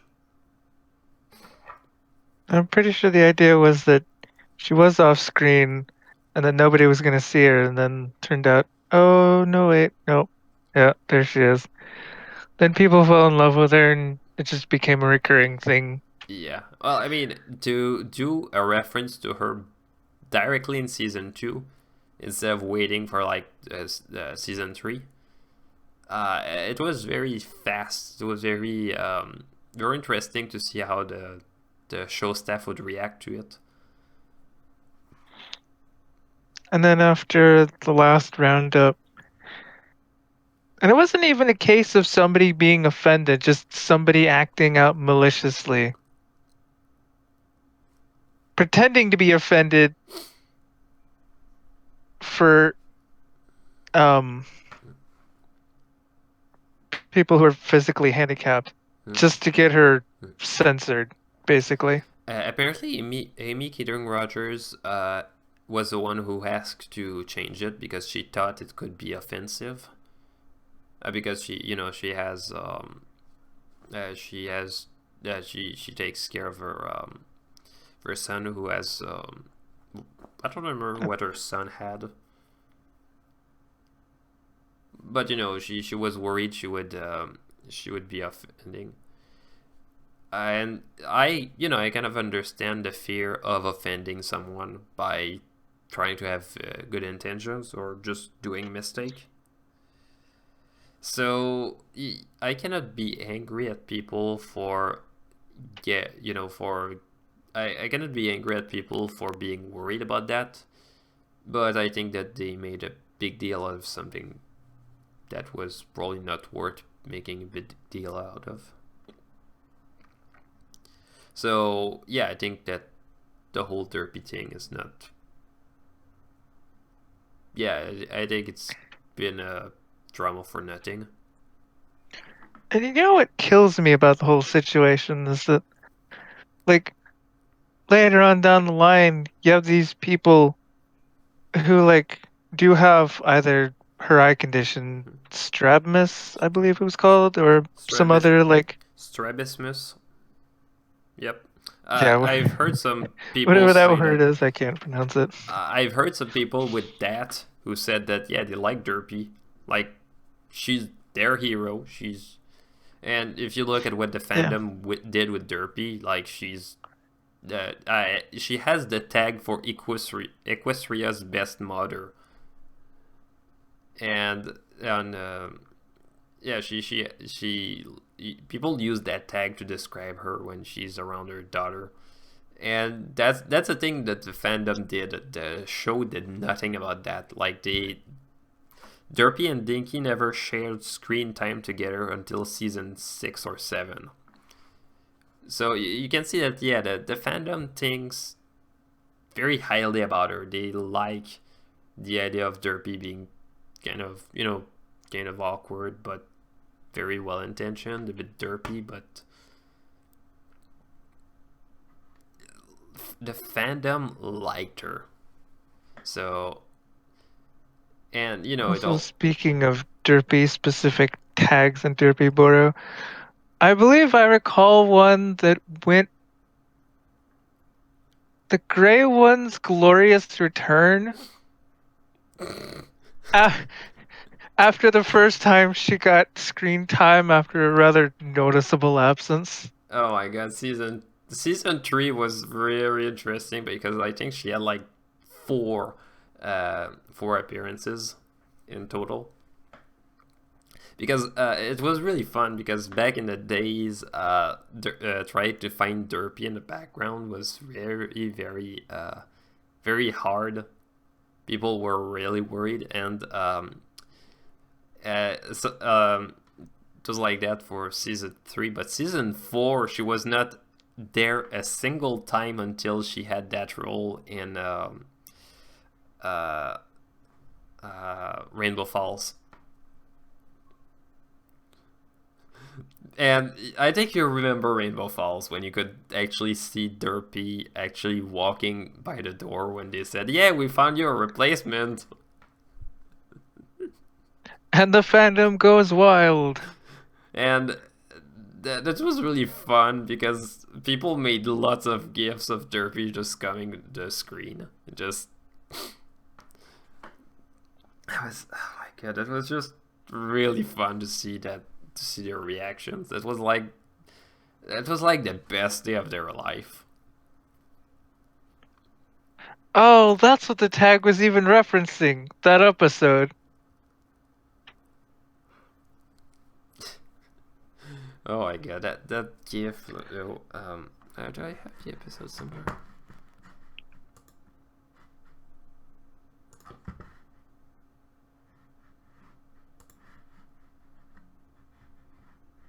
Actually, I'm checking the.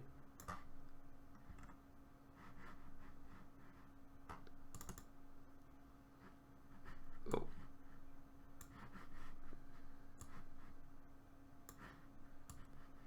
Yeah, pretty sure I have the scene somewhere. No, not that one.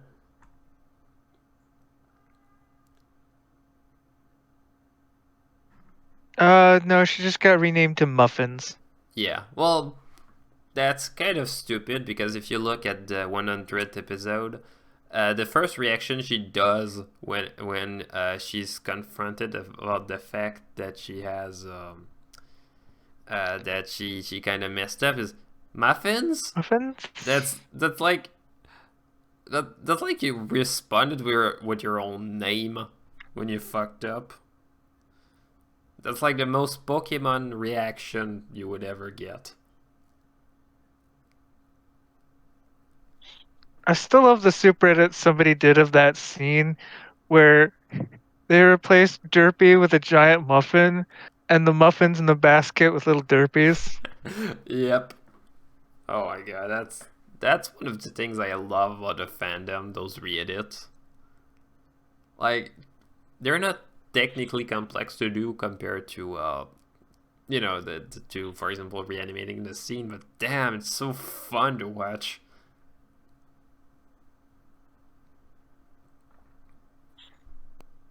I still love the I can't believe it's not super edit tag, which I personally have followed or watched. Is it?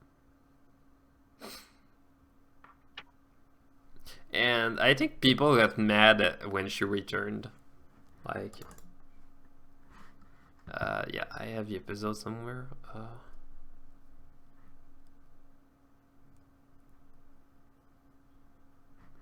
Wait, V2?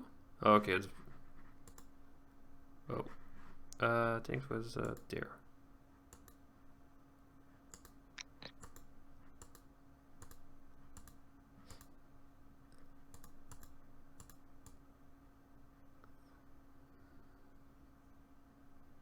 Yep, that scene. And yeah, I think I agree with Rainbow Dash reaction. Oh shit. And I think the reaction when Derpy is told, yeah, no, don't worry. I think. Yeah, when she's told, yeah, no, we won't need your help anymore. She goes and. Oh, I don't know where it was, but she just. And yeah, that was one of the highlights of the episode when she just realizes, yeah, I gonna replace you. And I think okay, it was Drop Ponies who did that, so but whatever. And the actual joke was that Derpy shaved Rainbow Dash and just took her mane, tried to pretend to be Rainbow Dash, and that one was pretty funny. I've been talking about Derpy for about 10 minutes. Do we go and ask for more questions, or do we?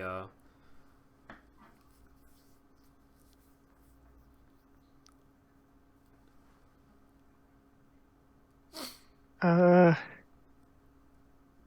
it's almost an hour over the time it was supposed to end. Yep.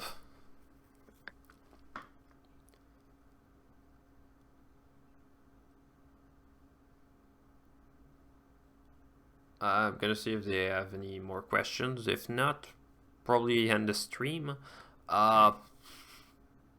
Because I'm kind of overstating my welcome. Also, I kind of didn't have much prepared for the stream itself. I thought I'd explore a bit the actual shots, but as it turns out, I kind of. No, that's not Toon Boom. That's if you want to see Toon Boom, that's Toon Boom. With the timeline, which is here's the timeline, and you can. Toon Boom still looks intimidating to me. It is, but I mean, did Flash look intimidating to you when you started? Yeah, a bit. Yeah. Well, did you succeed with Flash? Well, I've gotten quite competent at vectoring in Flash. Okay. Keep vectoring in Flash. Toon Boom is really horrible for vectoring backgrounds. And yeah, that timeline is confusing. Basically, you have the group itself, which handles everything. And within that timeline, you get the actual parts. What I do usually, instead of using the timeline, use the node view. How many conventions am I planning and attending? I'm planning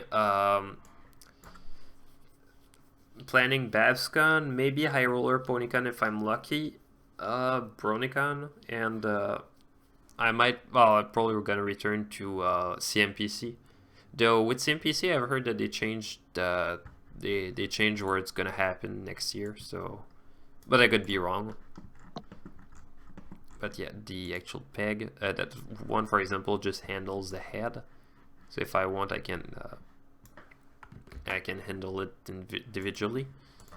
The actual peg for the head is connected as an output for the deformer for the body, which is that one. There we go. Seeing view deformation. Seriously.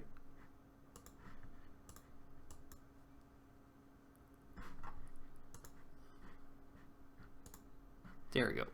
And one of the things is that this deformer here is tied to the head, so I can actually move it around. It's not the best, but also this one is connected to the arms, so I can I'm badass. I'm a loser. Or something like that. That's one of the features of Toon Boom. Actually, I'm just gonna show it real quick how it works. So I have the deformation drawing. I have the offset, which is this part, and then all the other their lengths. There's the curve that is there, and basically I put them with a kinematic output.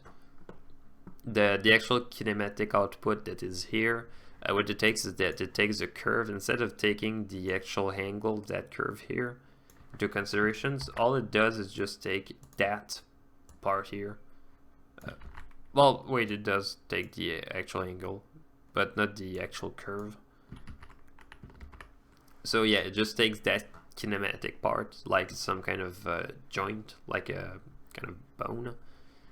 So you get so you can actually get to move these parts. And for example, it speeds up a bit of that part of the animation, but you still have to deal with how it's going to move. And as you could see earlier, just the way that it bends just doesn't make too much sense. So you're kind of stuck with the situation. It's a very effective tool, but it's not a problem solver for everybody that for everything that you can do. For example, what I've shown earlier with the actual rig, this one, for example, that part of the rig doesn't move the eyes,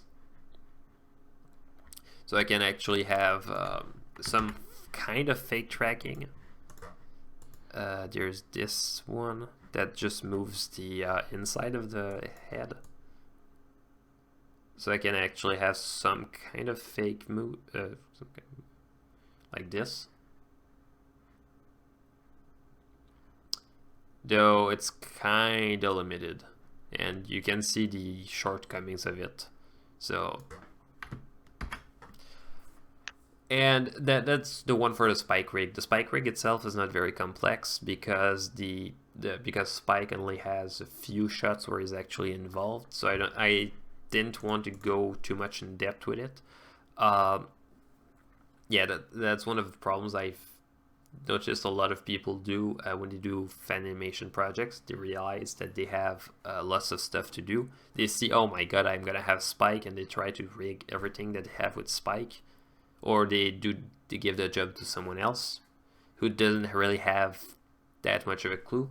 and I was working on something a few days ago with someone else, and I was talking to her, and she was bringing up doing the bag views for one of the rigs that we had, and when I asked her, I basically told her, why don't you look at the animatic or the storyboards that we had, and see if they're even gonna be seen from those angles. Don't bother with them if you don't have the.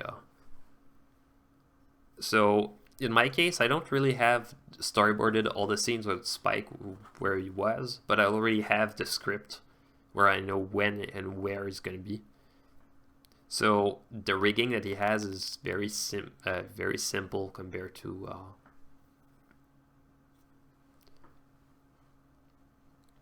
So yeah, that's one of the things with working with Spike. Also, what I had for him was actually a screen cap from the. Okay, gonna try to find back what I had. Because what lots of people do when they work on animation projects like that, because they're very because they're fan projects, so they have to keep within the style that they have, so they have to find references. So what I had for him was the it's gonna load. What I had for him was a screen cap from the MLP movie to reference, and you can see a bit the shortcomings of that reference is very low res, so I had to take some guesses.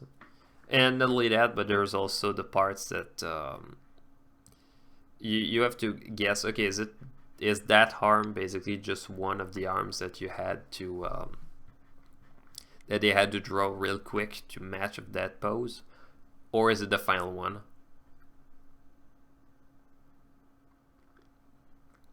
And yeah, that's one of the issues that you have when you go with those rigs. Actually, I'm gonna show you real quick what I did when I did the rigging for the because when I worked on back on my older projects, where is it again? I'm gonna show. Oh, wrong file. Okay, so I'm gonna show you the. That's the version 1 of the Philly rig I worked on. That ended up being used for Luna when she used the. And you'll probably see those are all screen caps that I sourced to get that 360. And I set myself some rulers like that to keep within, to keep with and like that, and to stay consistent. You don't need to be that consistent, but in my case I wanted to have something that looked the same through all the angles. There's some projects where you have to do a rig real quick for one shot. When I did when I did, for example, there was one shot of Princess Celestia, Dinky's Destiny, that was added, that was actually not part of the actual. Let me find it back. No, not that shot. You didn't hear anything from my microphone, did you? No. Okay, because somebody just barged into my room. Oh.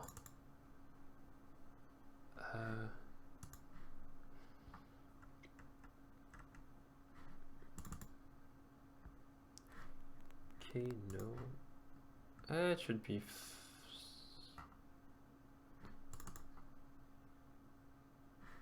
No.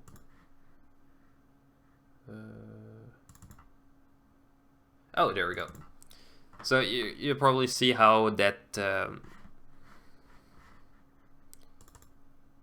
I'm with Blurredthelines, and you'll probably laugh because the actual shot Yuki asked question.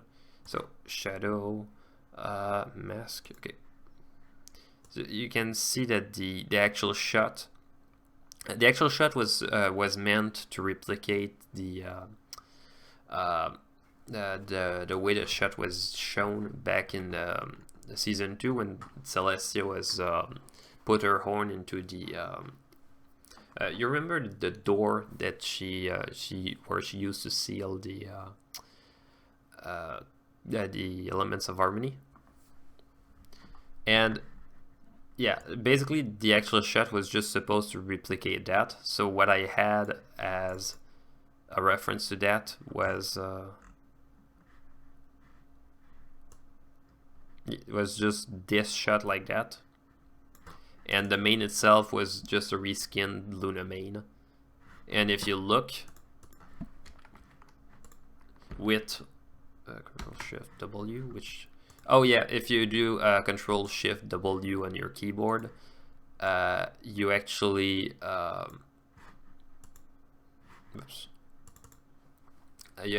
change the frame you use to not the frame, but you basically cut the corners of your flash animation, so you don't see the gradients, mask, guide.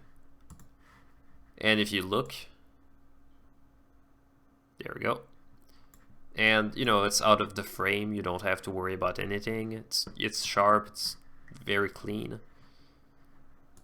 And you know, I could have just taken a rig from the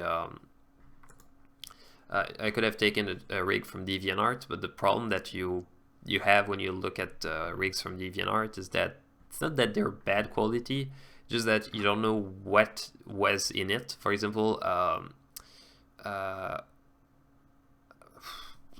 one of the first Luna rig that was ever done that is still around on DeviantArt. The rig itself is pretty well done. It's it has some of the issues of the very first rigs that were made in Flash of the fandom. So it has some of these issues, but nothing really bad. The problem that they have though is that the color palette that they have is wrong. They reference the colors from Luna Eclipsed, which was the first time the design for season 2 Luna was revealed. But the problem with that is that it was an episode at night, so all the colors that they used was tinted with a purplish, dark purple tone to it, so everything looked darker. So if you look, for example, I think there was one on Equestria Daily earlier today that was released. If you look at the colors of the Luna rig, the colors look too dark for what it is, while Celestia is fine. And it will see an oversight, but it's an oversight everybody forgets about because they use the old rigs instead of making new ones. And I also understand the point of working with old rigs, because you don't want to waste too much time with it. But with that rig, I think I did that in like an hour and a half. Like, I already had the color reference for Celestia, so I could just go with this like that. So yeah, the vectoring itself is clean because I just went with the same rules that I have. The line thickness is of 3 for everything. The meter is set as I'm gonna talk about meter real quick. So this is the line tool, okay? And this is a line. You can see that the actual point of the line, like that. I'm gonna make a few copies. So for example, if you have a line that bends like that, actually let me put the anti-light. So you see a bit that corner here. If you look at the other type of line that I had, if you change the joint, it's also It's also one of the things that you have with Toon Boom. So you can see that already that this line looks sharper just because of the way that it ends. And you know, it's for example, you have something that's spiky, you can have something that actually feels spiky instead of feeling rounded. So for example, if you have a blade and you want it to look very, very pointy and sharp, you can use that instead of using that because it'll feel like kids' scissors. And for example, that one is also another thing that I've noticed. Some beginner fan animators, what they do is that they just keep keep that point of the line very, very rounded. It doesn't have that sharp feel to it. So you have a tool called the width tool in Flash, the latest versions. Though if you don't use the latest version, I'm going to show you a real quick thing to fix that. You take that and you have that little tip of the line like that. So for example, you have if you have, for example, you know how those lines have those tips like this. And you see those lines like that, and if you go and you look at some fan animations, you lose those tips. So just having that changes a lot the feel to it. But if you don't, what you can do, though that one is destructive in terms of what it does to the curve, you can change the cap, so you get this, and you go and modify shape, convert line to fills, and what is going to do is that the entire shape is going to be converted like that. So you can, and if you do like this, you kind of start curving at this point, but you can do a line like that and curve it like that. It's not exactly like this one, but it's, you know, it looks fine. And it's basically what they do with the curves from the show, since they use an outdated version of Flash. So you can see a bit how much of a difference those two have. And it doesn't mean a lot, but I fixed that in like 5 seconds. So 5 seconds for something that looks much more amazing. You know, it's worth giving those 5 seconds. Absolutely. Yep. And yeah, the other technique that I showed that has been since CC 2014. The good thing is that you can just do that with the curve. It's kind of glitchy here, but it's not glitchy on the actual. It's not glitchy on the actual final. Okay, no, it is. That's not the best example I had, but usually it's not glitchy too much. And a worst case scenario, well, you kind of have a line that kind of has a style to it. So yeah. Do you have any questions about animation? I can go back and pretty much show all the stuff from previous projects if you are curious about it.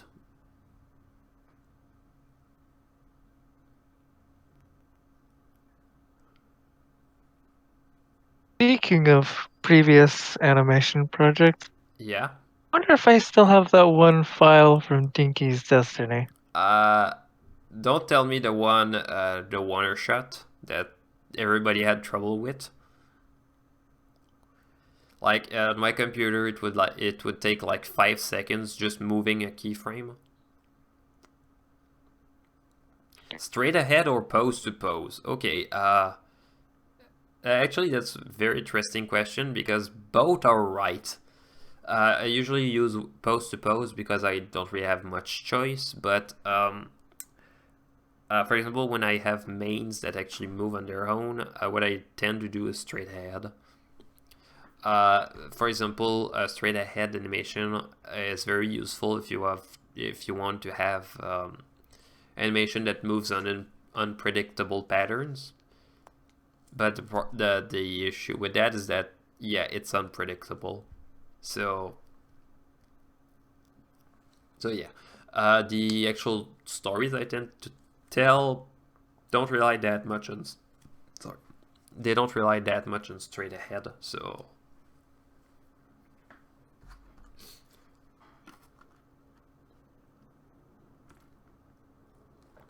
Do I have a shot that I have that involves straight ahead? I don't think I actually have shots where the actual character animation is straight ahead, because most of it is just pose to pose. But yeah, it's a good question. It depends on other animators. I think Pika PD uses straight ahead a lot, but I could be wrong. Actually, I didn't ask him a lot of questions about that because I'm kind of scared.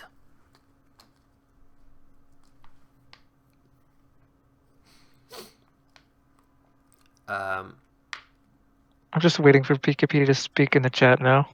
Oh my god. Oh, He was here early. Yeah, he was. Oh my god, I wonder if I... Oh, wait. Is it like Beetlejuice? Pika-pidi. Well, now you've done it. Yeah. Oh my god. Or do I need to make it in front of a mirror?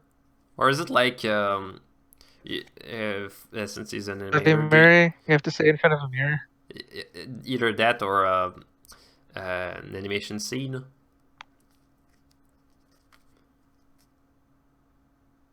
I don't know. That's very. Oh, I remember someone sent me a message back a while ago. Yeah, and instead of calling him Pika PD, call him Pikachu PD. And I couldn't stop having that in my mind. I was just thinking that's the. How much time? I have no idea. I'm technically not bound to. And I don't remember what... Oh, wait, let me see how much the previous stream was.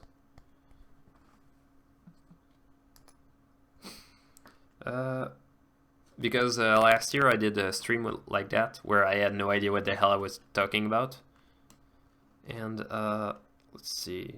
Gonna open up my... There we go. Library.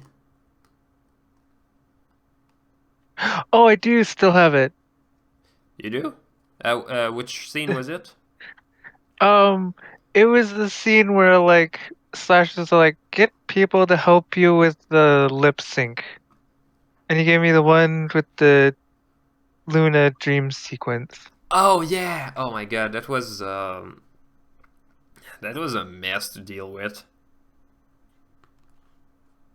One of the issues is that yeah, I kind of made the mistake of it. I wanted people to join the project because I thought that you know, the more people who could be in it, the better it could be.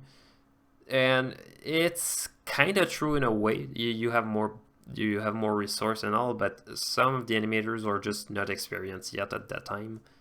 And I was really angry at lots of people because you know, they just wanted to help, and I kind of lost my temper.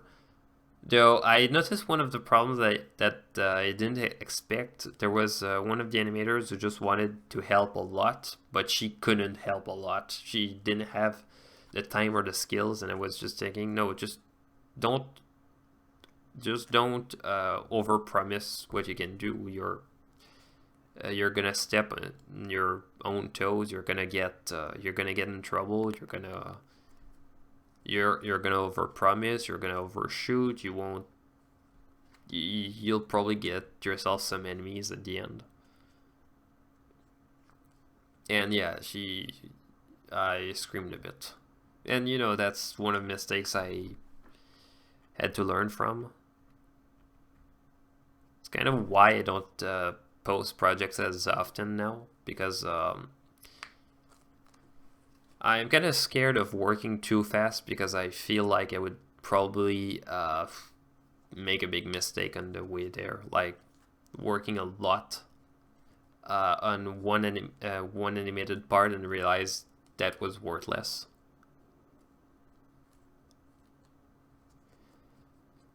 So yeah, that's kind of why I'm kind of scared, and why Luna's determination took that long. My opinion on Toon Boom? Okay, oh wait, Open Toons? Oh my god, Open Toons is really a mess. I think I think it was the IREXC that said that, but the Mac version doesn't have a close button. You cannot close it; it crashes when you close. So, and yeah, when I tried it, was just a mess to try to deal with. It's very effective for traditional animators who just use a lot of you draw a lot on paper, they scan it, and then they do their magic.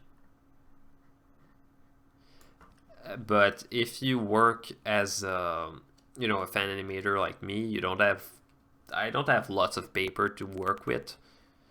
I don't have lots of people to do cleanup or to retrace everything. So as much as I'd love to, yeah, I don't really have the. Do I watch Team 4 Star? No, actually, I don't really watch any of Team 4 Star's work. I've heard apparently that they do a lot on their abridged series, not just to redo the lip sync because they wanted to put more jokes and they wanted to poke fun better at the show. And the show itself, you know how when you dub a show, for example with anime, the way that they do the lip flap, they have to change a bit the lines because the differences between Japanese and English in terms of how much they would do lip flaps or how long in terms of syllables. So in Japanese it would be very, very long, and if you translated that in English, it would be much shorter. So they basically put more words, or they changed the structure of the sentence to fit better. So yeah. So what Dragon Ball Z Abridged does, and other abridged series, is to actually edit out those lip flaps, like putting more mouths, or fixing it to be more accurate. So yeah, it's very derivative, but that since it's an abridged series, it's kind of changing everything anyway. So you don't really have to.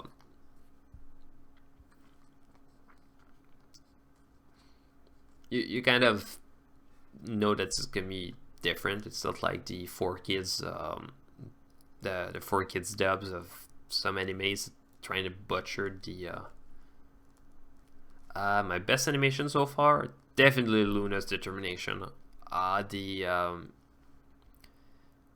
Just all of the improvements that I managed to put, the 2.5D backgrounds. Just the fact that I would, because I had that struggle with lots of projects in the past, I wanted to have 3D backgrounds, and one of the problems that I had was that I had to render every frame individually.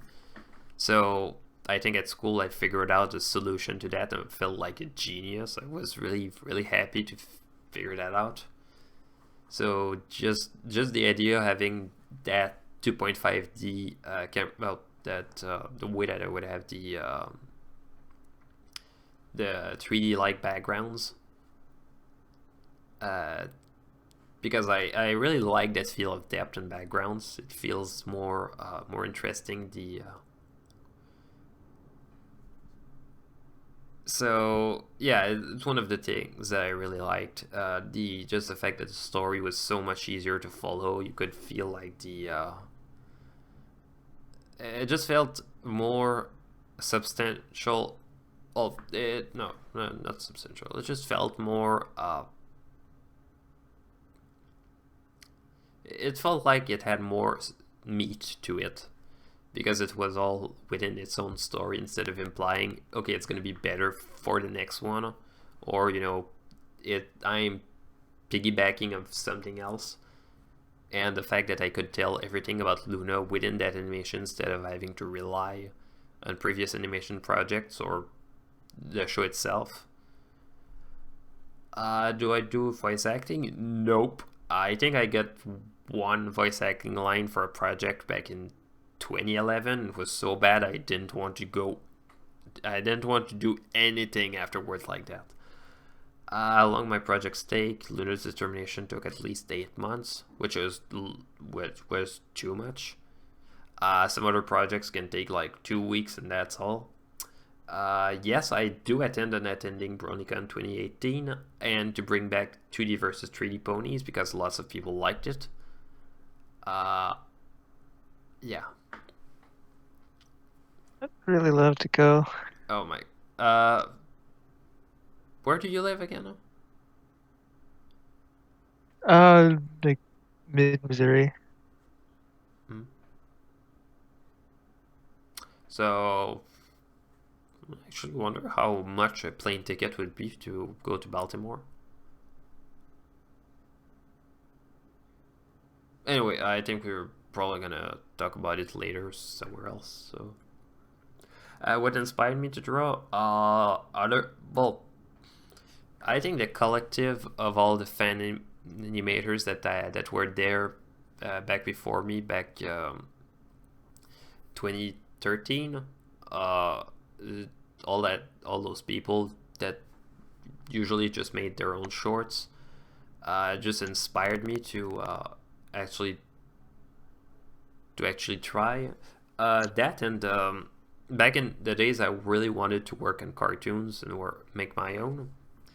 I struggled with it a lot because trying to find good cartoons on TV was really horrible. We had Teletoon, so I didn't really have much. So I just wanted to make my own stuff and make it make better.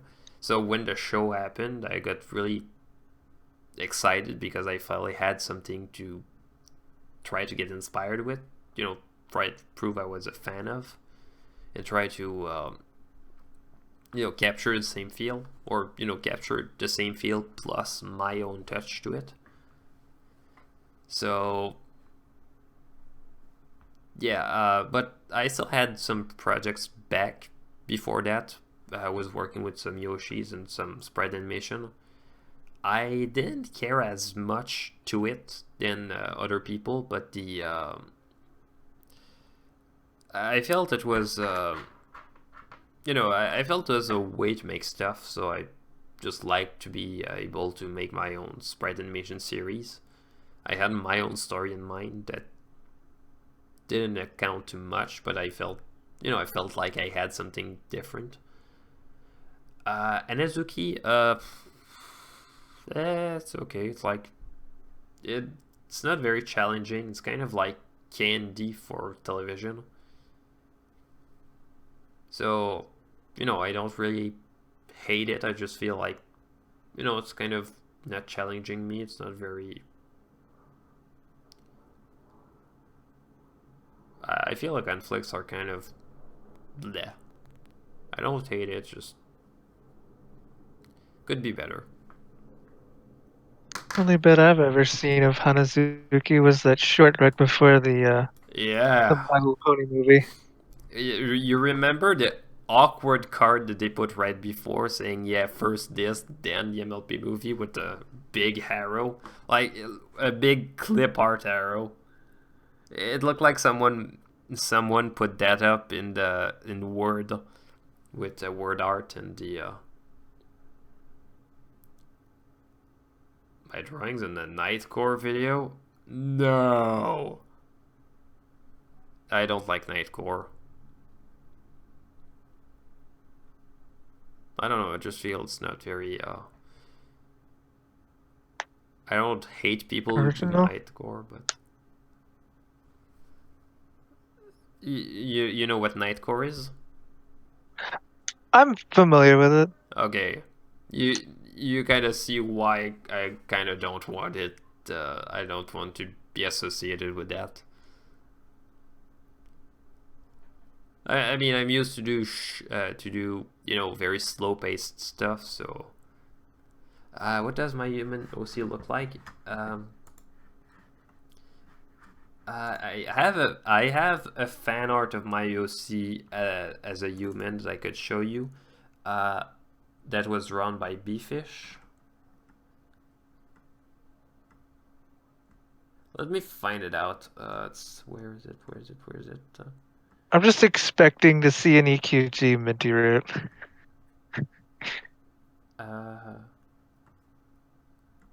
Let's try to avoid getting wrong one. There we go.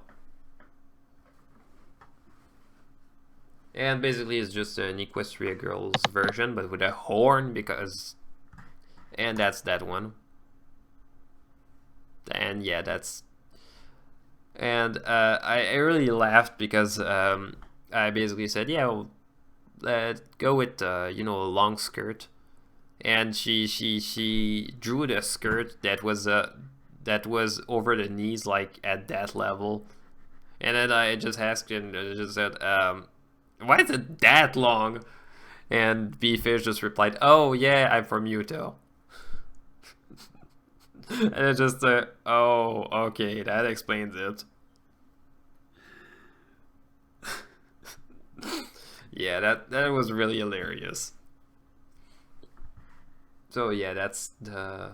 So Bfish, I think her DeviantArt is Bfish Productions, though I probably put a link in the description.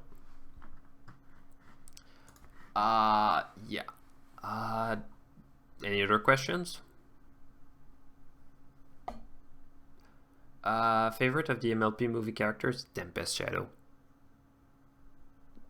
I don't know why. I think she's just like the best part of the movie. Maybe it's just because I hate Gruber that much.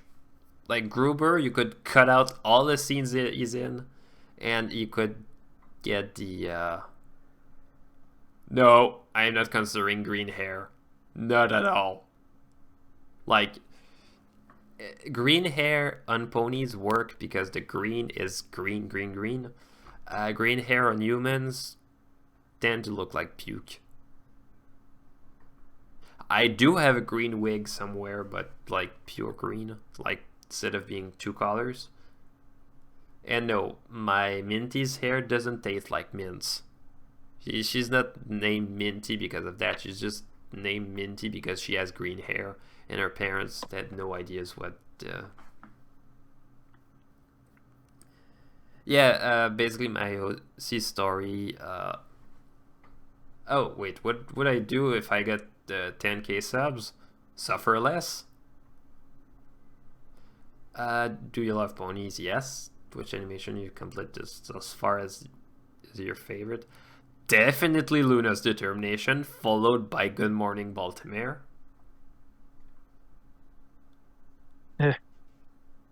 Yeah, I mean, Good Morning Baltimore on the technical level is just, it's not very impressive, but damn, people loved it. Like, when people just expect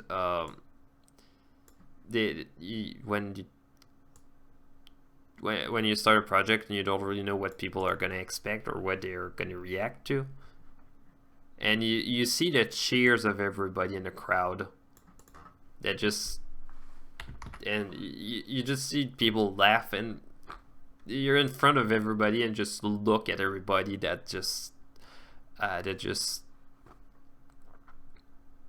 would I consider getting a PO box? I have no idea how to get a PO box. I'm kind of scared because doing PO box would involve doing some unboxing. I don't know. I don't know. I'm gonna have to think about it. My old Dashi, it's okay. What do you like more, Adventure Time or regular show? I'm gonna say Adventure Time. I think it's just because I think it's either because the dub of regular show that I watched was just weird. Yeah, the French dub of regular show translated all the names not all the names, but all the currencies. It felt weird, and it just felt too weird to have something that was locally adapted. Well, not locally, but that had some regional changes like that. So I don't know. Maybe a regular show is better than that, but I kind of didn't have the best first impression. Do I read MLP fanfiction? Oh boy, I haven't read MLP fanfiction in a while. Last time I've read a fanfic, Twilight died, and Trixie was the one who killed her. And that was back before season 3. And yeah, it was really sad. So I'm kind of scared of looking at all the MLP fanfictions.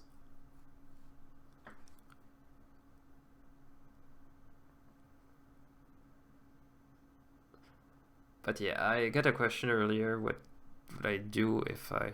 Actually, I wonder...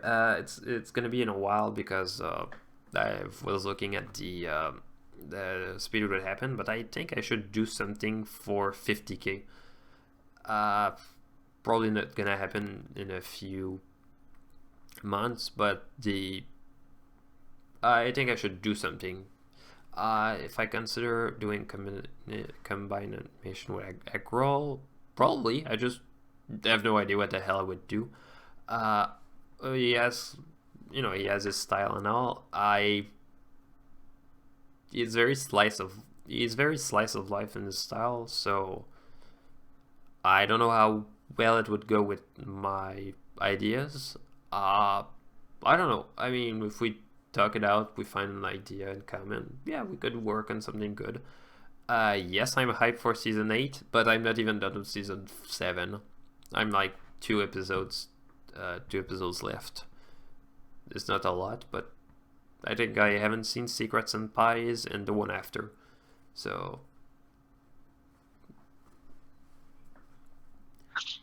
I likewise am excited for the next season. I mean, Season what? Just lots of people say, yeah, the show is already ruined. The show is already ruined. Why the hell are you excited for next season? Because it's new stuff. You cannot hate on new stuff for being new. I mean, they're probably gonna have some good episodes. They might do some they might do something that could shock. No, I don't live in France. I live in Canada. I just speak French because I'm from Quebec. So, oui, je peux vous parler en français. Je suis juste un Christ québécois.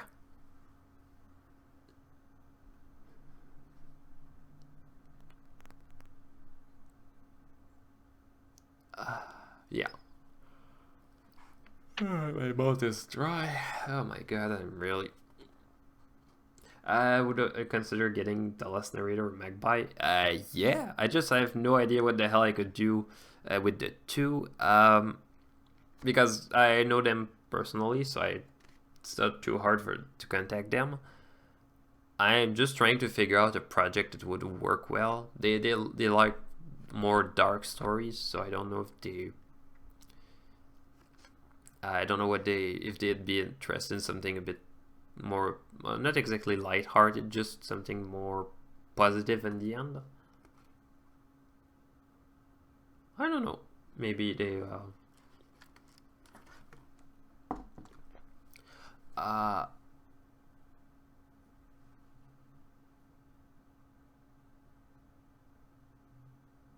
what's the meaning behind the characters' colors?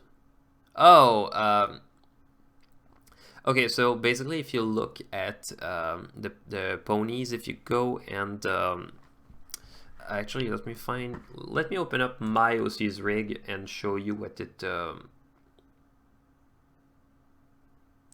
I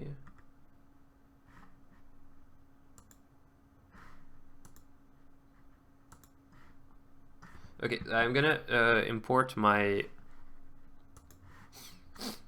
OC and show you what it looks like with black outlines. You're gonna see a bit what it's why it's an issue. have I tried doing SFM? No, I did some 3D in Maya, but not SFM. I think SFM is, it's not a bad program. It's just very it's basically a video game engine with a built-in camera, which is not very effective for.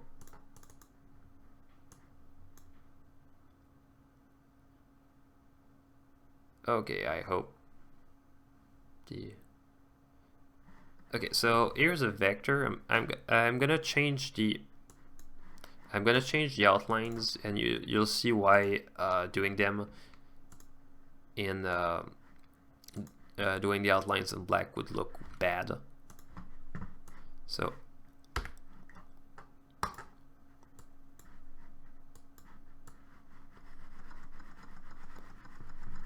And yeah, that's a PNG. I would have done that in Flash, but it's kind of messy to do it in Flash. So this is in black. You'll probably see that it kind of has some kind of very it looks very rough because they had. Try it, Ashley's here. Yeah, hey, try. I was about. As I was saying, the fact that it has black outlines make it look very when you draw with a pencil and the or pen, and the outline is very, very thick and very noticeable. It looks very rough or very undefined, and not exactly cartoony. It just looks very it looks like the one who drew it with a very big brush because it was meant to be undefined, meant to be very undefined. So the thing though is that if you draw the pony with a very thin line, the thing with having a thin line is that it's gonna make the pony look and feel very big, because you know how in shows the outline is consistent. So if you have something that has a very thin outline, you know that it's going to be big. For example, the Powerpuff Girls have some very, very thick outlines, so everything feels tiny, especially with the perspective, the backgrounds. So you need a thick line, but if you have it in black, it's going to look very... for example, those two lines, you know it's two different things because you have to check the actual shape, but you don't realize that it's the same thing because it moves, so you don't have the time to actually process it. So those two lines clash. You kind of lose the shape because of the roughness. So you get rid of it, and then you can actually get to feel it. So it's very you get very matte. A very matte look, but very and very bright. So you get the you actually get to see the. Have I talked with Viva Reverie lately? Kinda, yeah. I was talking about some real life issues, so I don't want to explore it. What do I do after a long day of hard work and animation? I'll be honest. I just look at YouTube videos. I don't really have much to. I don't really have many video games on my computer, so I don't really have the time to. So I just watch stuff. It's kind of lazy, but it feels good after a weird day. Yeah.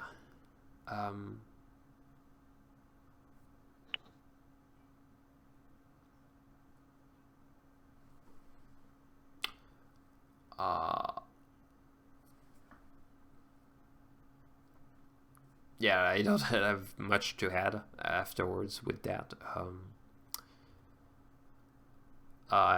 Do you have any other questions? I think I'm gonna end the stream after 3 hours. Do you like French fries? In a poutine, yes.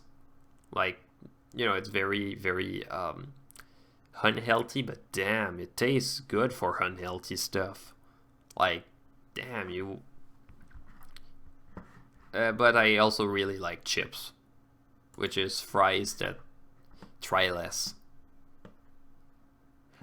Oh, actually, I have a Patreon. Actually, let me put the link. I think patreon.com/. Wait, no, actually, there's the link on top top right here. So yeah. Actually, I'm gonna do a bit of a change to the Patreon. I think I'm gonna change a bit the way the funding goes. I don't want it to be per video because I don't do videos often. But no, if I consider working for Hasbro, no. Well, first of all, they don't have any office where I live, which is gonna make it a mess. Also, I have worked for a special effects studio in Montreal, so I don't really have the. So I already have a job, so I don't want to risk it for something that might be not worth it at the end. Especially if Hasbro tells me that you have to put across all my my fan projects. If I've ever been to New Brunswick, yeah, actually I've been New Brunswick back. I think back when I was 12 or 13. It's been a long time.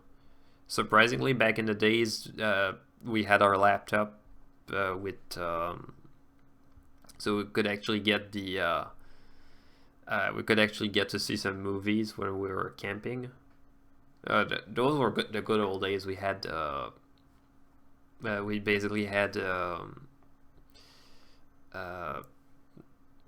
kind of camping trailer. It was really, you could just unfold it and you just get some kind of tent, but it was very, very uncomfortable, so it was not really worth it. So yeah, I've been there, but it was mostly just as a trip with my family. I don't really have any plans to go to New Brunswick otherwise. Not that I don't have any, well, not that I hate the place or anything, it's just that the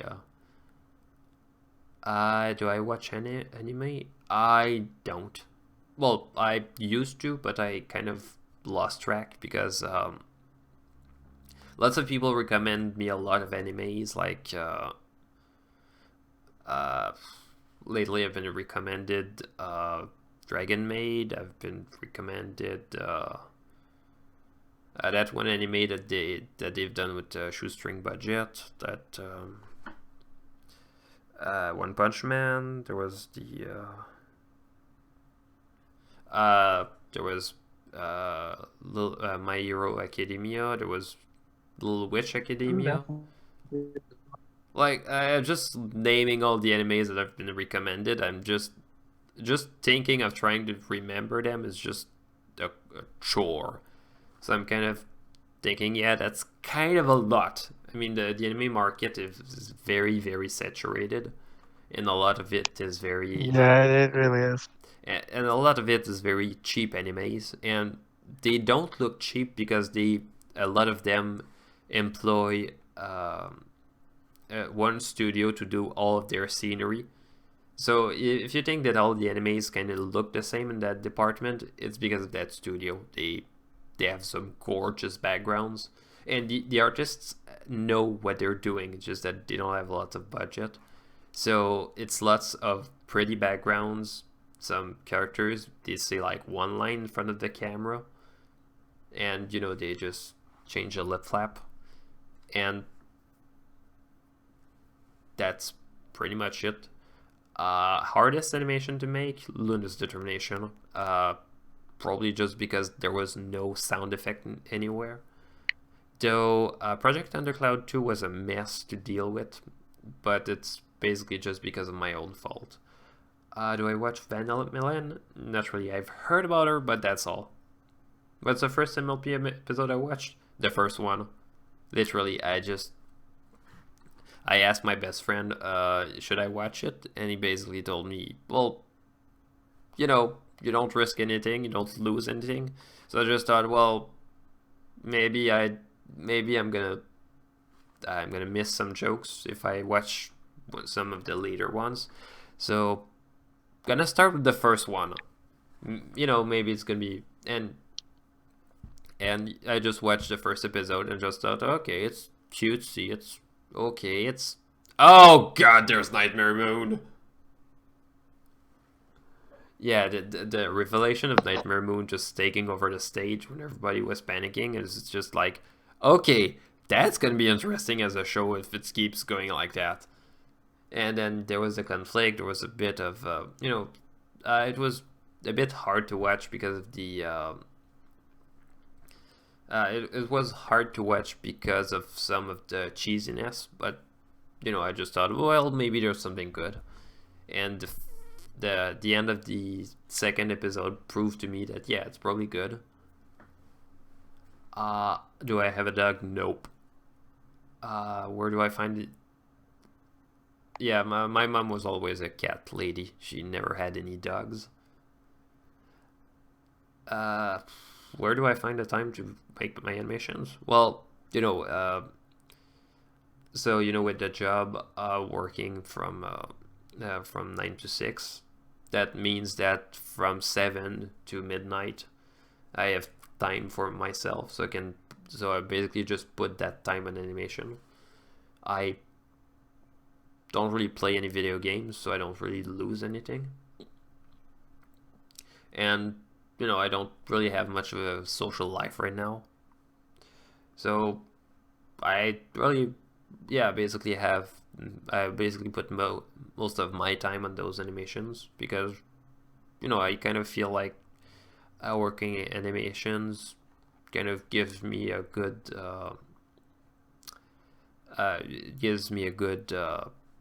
thing to do that feels better. Have I tried Dam's Fighting Herds? Nope. I want to, but I kind of forgot to fund the project. So friend of mine gifted me Them's Fighting Herds last night. I've heard it was good, but I've heard that some of it was rushed. So I don't know what to think. It's clearly not all there yet. Like, yeah. Well, I mean, it's a looking small at the team, so.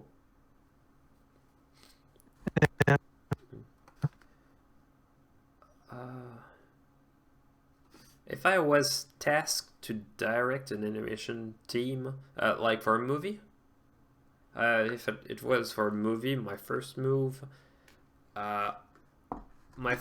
would probably be to make sure that all the animators know what the story is. I've had some projects where I basically had to go with against the animator and just tell him, dude, she's her mother. She would never do that to her daughter. And yeah, because knowing the story, knowing the context changes the way that the characters would move, that it would act. So I would make sure that all the animators know what the direction is, so we don't mess it up.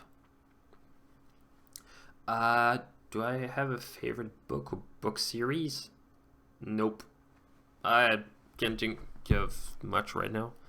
Though I haven't really read much books lately, so can't really judge. I feel if I look back at all the older books I read when I was young, I'll probably just recommend the ones that were about the stuff I cared, rather than ones that were good.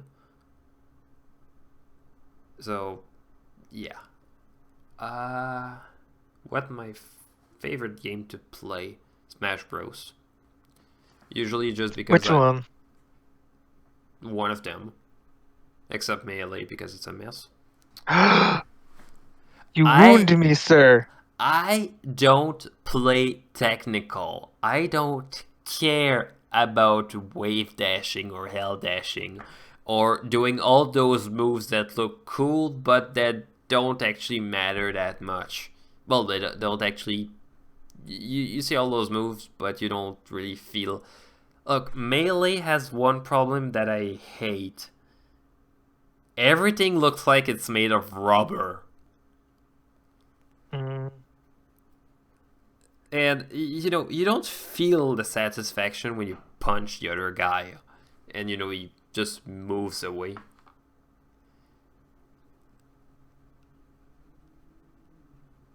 And, yeah. Wait, what's my favorite fan animation in fandom? In terms of production, there would be a Lullaby. In terms of... that's a good question in terms of comedy and in terms of...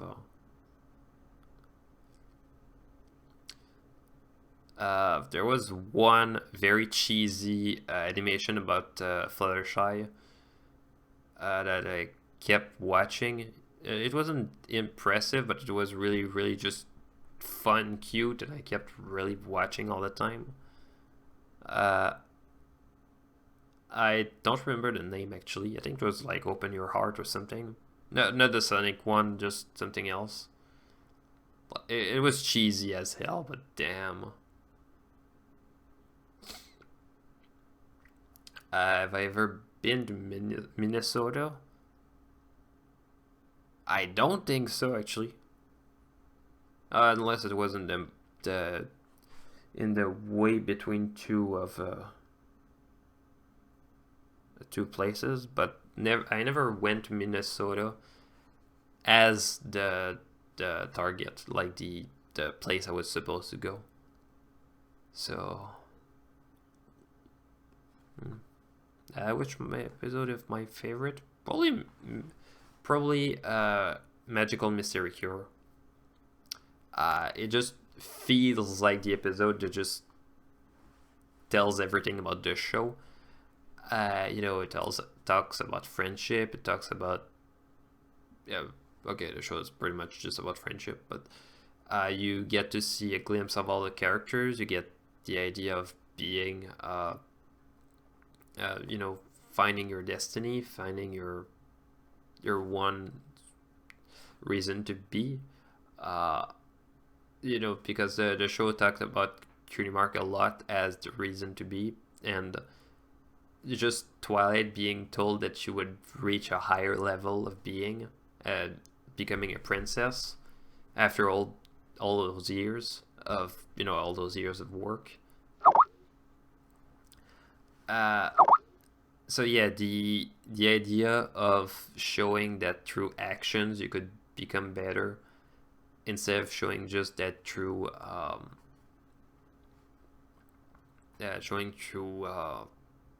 you know, because usually princesses are just the one who you know, the one who happened to be the daughter of the queen or something.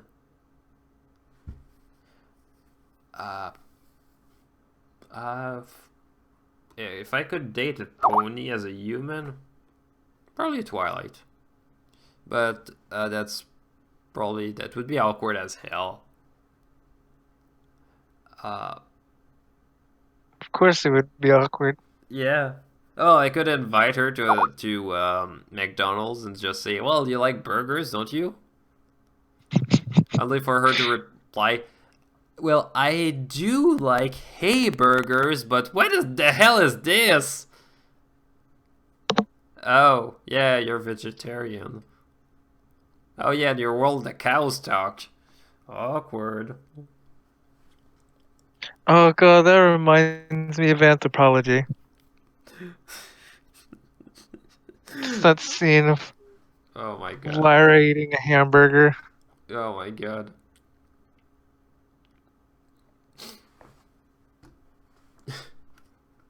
Oh boy, I'm just thinking of the song.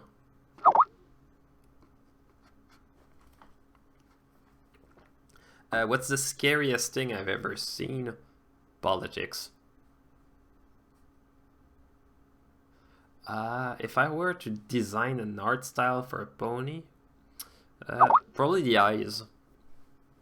Lots of the attention to you know, how the ponies emote is a lot into well, the eyes, but also the mouth. I think the mouth, in the show, they have lots of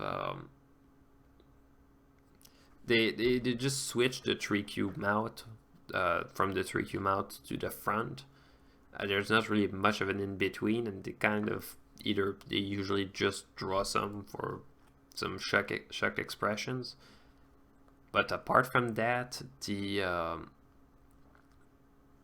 there's not really much of the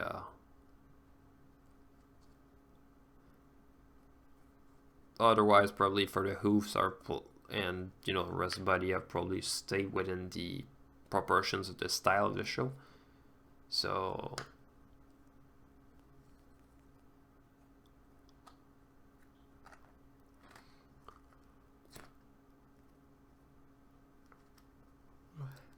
yeah,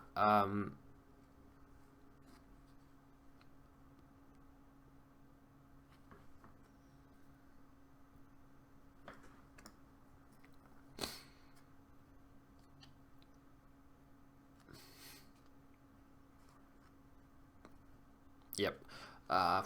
That's awkward. Yeah, I said it would be 3 hours. Do we have a final round of questions before I go? Because I don't want to stretch it out too much. I kind of surprised the panel lasted that long, and I'm kind of surprised because it lasted that long, and I didn't show a single thing I was working on, apart from the little examples. I wanted to show, was it that shot? And black screen. One of the parts of the animatic that I've been working on. And yeah, I think. Oh, also Ooh. Okay, Flash is very good for animatics because you sketch stuff, you make layers very fast, you can copy and paste stuff very fast, you can use the fill tool. It's very fast, but for character animation, Toon Boom works much better. Also, I think I got a message from someone saying that he found me in Ponytown. Actually, let me see if. Oh god, I remember the CK journey into Ponytown. Will I get new RAM for my computer?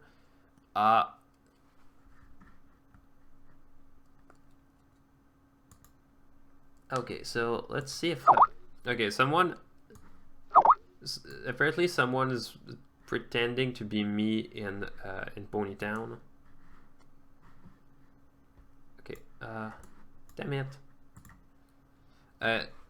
Yeah, let's see if I can find the.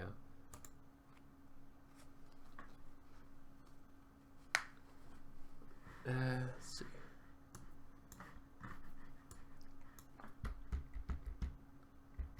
I was told. Yeah, I was told that there's sorry, I was told that apparently there's a fake me in Ponytown. Let's see if I can. Seriously, if we catch the fake one, it would be hilarious. Let's see.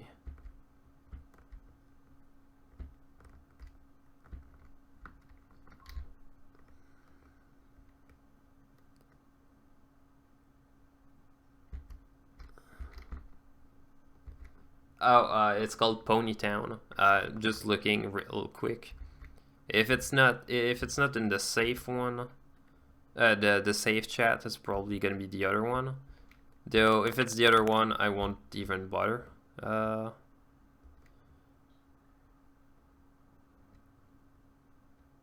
Let's see. You have a dedicated program for Ponytown now? No. And what are you playing it in? I don't recognize that. Oh, that's Chrome with the theme.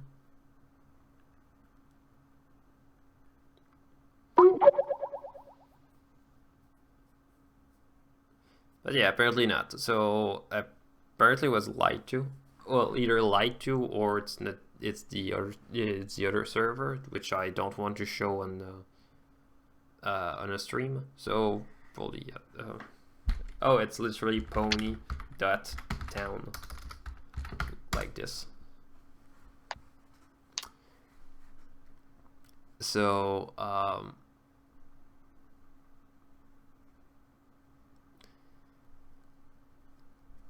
yeah. As I was about to say with the animatic, the shot I'm showing right now is one of the shots of the project I've been working on, and you can see the apparently no. And you can see that the background is just a screen cap from 3D Pro, basically Maya, that I just put as a placeholder.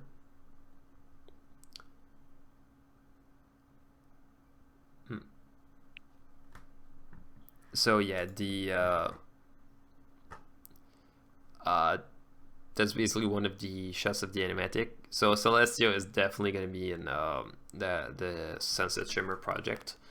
I did a rig for her, which is a mess, but I think it's worth it for what the story has. I think it's going to be. And I'm looking back. This is one of the shots that I did for my animatic for the project, and if you compare with what the previous project looked like in terms of animatic, it's very undefined. It's very different. So you can clearly see that if I could improve, everybody can improve. So I think that is very. And it also helped a bit that I learned a bit how to use the. Oh yeah, I do have a collab project in. I have one project I've been working on lately with some other people. Damn it, I'm still having questions.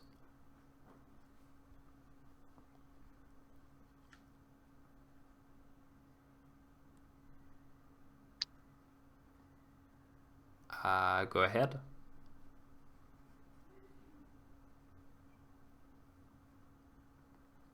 What, me? Oh no, someone in the chat saying question for you, Minty. Oh. I was just thinking, you can ask it. You don't. I mean, it's not like in a chat where you go and you say just quick question and then you wait for the person to be online. But I'm kind of online.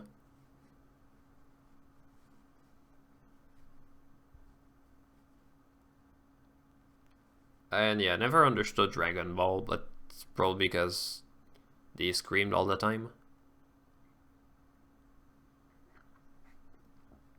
Question in the chat. Did you have a plush of Hiroshi? Yes, I do. Okay, I thought I knew the answer to that, but I was like, wait. I think it's a 35 inches in terms of size. I got it as a gift, so I don't have the actual answer, but damn, it's a huge one. What would possibly happen if the Brony fandom and WWE could work on a deal to work together? Ugh. No thanks.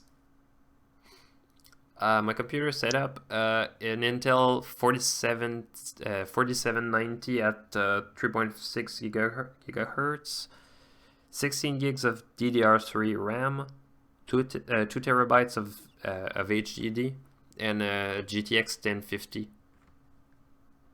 It's not very impressive. I basically just got a pre-built Dell XPS. I replaced the graphics card when my previous one crapped, and that's pretty much it. I don't really have any.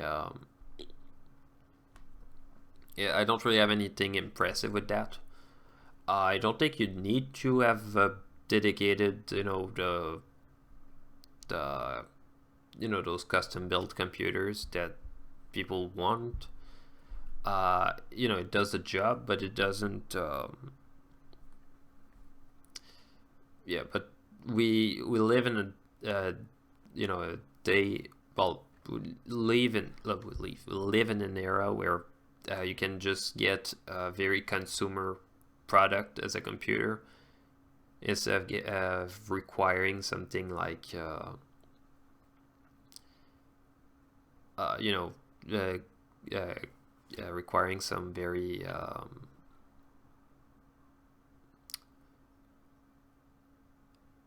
damn it, I'm finding searching for the word. Oh, an enthusiast, some enthusiast hardware, like the the most specific piece of hardware that I have to do with animation is my graphics tablet, and it's an outdated piece of shit. Yeah, I'm considering bumping it, but right now, conventions are really expensive. If I want to go to conventions, I kind of have to wait until I get the, until I get more money for that. So, I don't really have I don't really have to worry too much about uh, uh, about my hardware. It just does the job.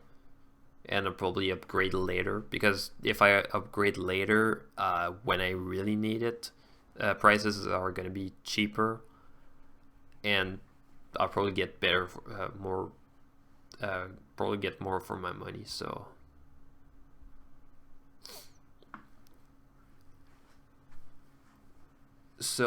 yeah, and I have a pipeline that uses my hardware most properly, so it's probably gonna be, probably gonna do its job.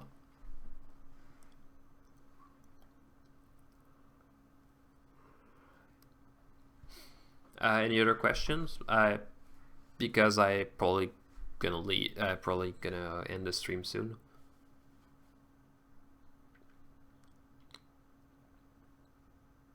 There was one other question in the chat. How long does it take to make an animatic on Flash? With an animatic on Flash, usually it takes me. I do like two or three panels a day, but it's because I work on other stuff as well. Doing those shots in Flash first is gonna be, it's not gonna be too long.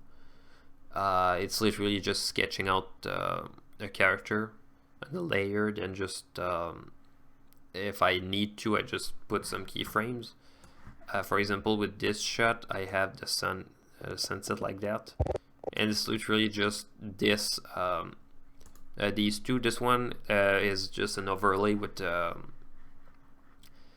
is just above, and just transitions from that orangish color to something blue, while the other one just goes from something bright to something dark. But other than that, it's just seriously, just basically just those two keyframes that I change. And if you draw fast, it doesn't take long. It can take like 15 minutes, of course. Have I used View before when working in 3D? I tried it and it's a mess.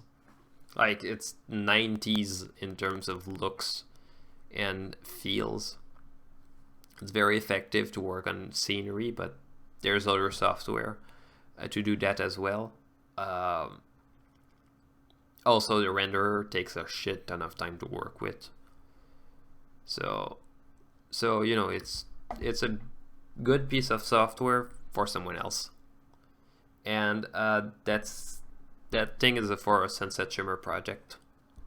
It's I'm not telling too much about the story because I don't want to. Well, I don't want to disclose too much right now. I kind of feel if I tell you right now what my story is about, and it's gonna cheapen a bit the actual feel of the story at the end. What I can say is that I'm gonna have some very, very crazy new 3D stuff that I've been working on to complement it, and I'm not revealing the name yet. Partly because I'm not I'm still not sure about the name itself. So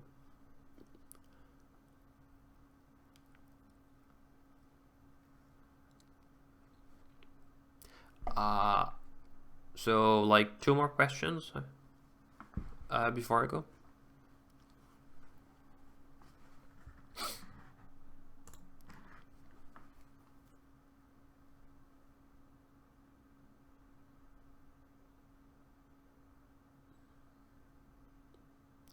Okay, I probably not gonna get much more questions. Final words.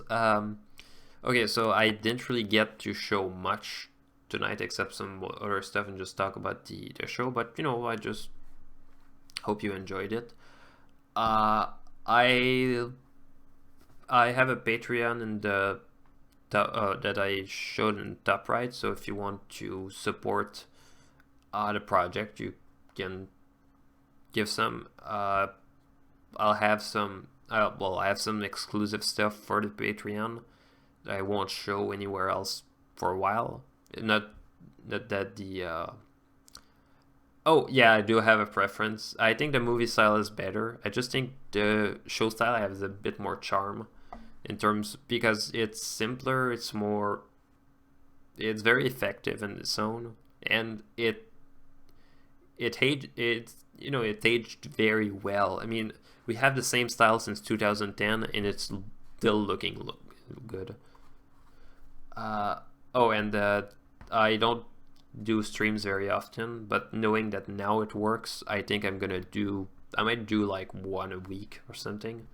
Though I think next ones might be a bit shorter, because I think 3 hours of streaming is kind of 3 hours of streaming a week is a lot, and I kind of don't want to. Yeah. So I think that's gonna be it for tonight. If you have other questions, I have my Twitter that I have in the about section of my channel. I have my Facebook that though I don't really update it that much. You can always ask questions in the community tab of that we have on the community tab that we have in this channel, because they gave me that feature. Otherwise, I'll probably have some updates on the project soon. I don't want to make too many updates of the project, because I feel I'm gonna cheapen a bit the final result, because you know it's like with movie trailers, when they just do too many of them, and afterwards you basically have the spoilers for all of that. So yeah, that's about it for tonight. And last question, yeah, my favorite brony. I don't really have one favorite brony. I have a few ones I really like. There's Little Shy, there's Tridashi, there's Dual Cartoonist, there's all the fan animators like Argo, Crown Prince, PD. Brutal Weather? Wait, no. Brutal Weather. Yeah. Well, I said duos, so technically I count teams. So yeah, I could say Brutal Weather, but I'd say yeah, the people from Brutal Weather, to be precise. Though yeah, lots of people think that Brutal Weather is just one person, so it's kind of so yeah, it's kind of weird to have to correct people in that fact, but that happens. Yeah. So I think it's gonna be that for tonight. So yeah, I hope you stay tuned. I'm gonna keep on posting the updates on my channel. It really helps when you keep updated on that stuff. I get it if you don't like spoilers, because lots of people don't like spoilers. I had some people who basically said when I did the animatic for Luna's Determination that they were really glad that the project was going, but that they wouldn't watch it because they didn't want to. They didn't want to get the. They didn't want to get spoilers. Yeah. So yeah, that I think it's gonna be it for tonight. So that was Minty Root and Blurredthelines, and I don't have any final word. Well, not really final quote to say. Do you have anything else you want to say, Blurred? No, it's been a nice evening. Alrighty, so I hope to see you soon, and have a wonderful end of the night.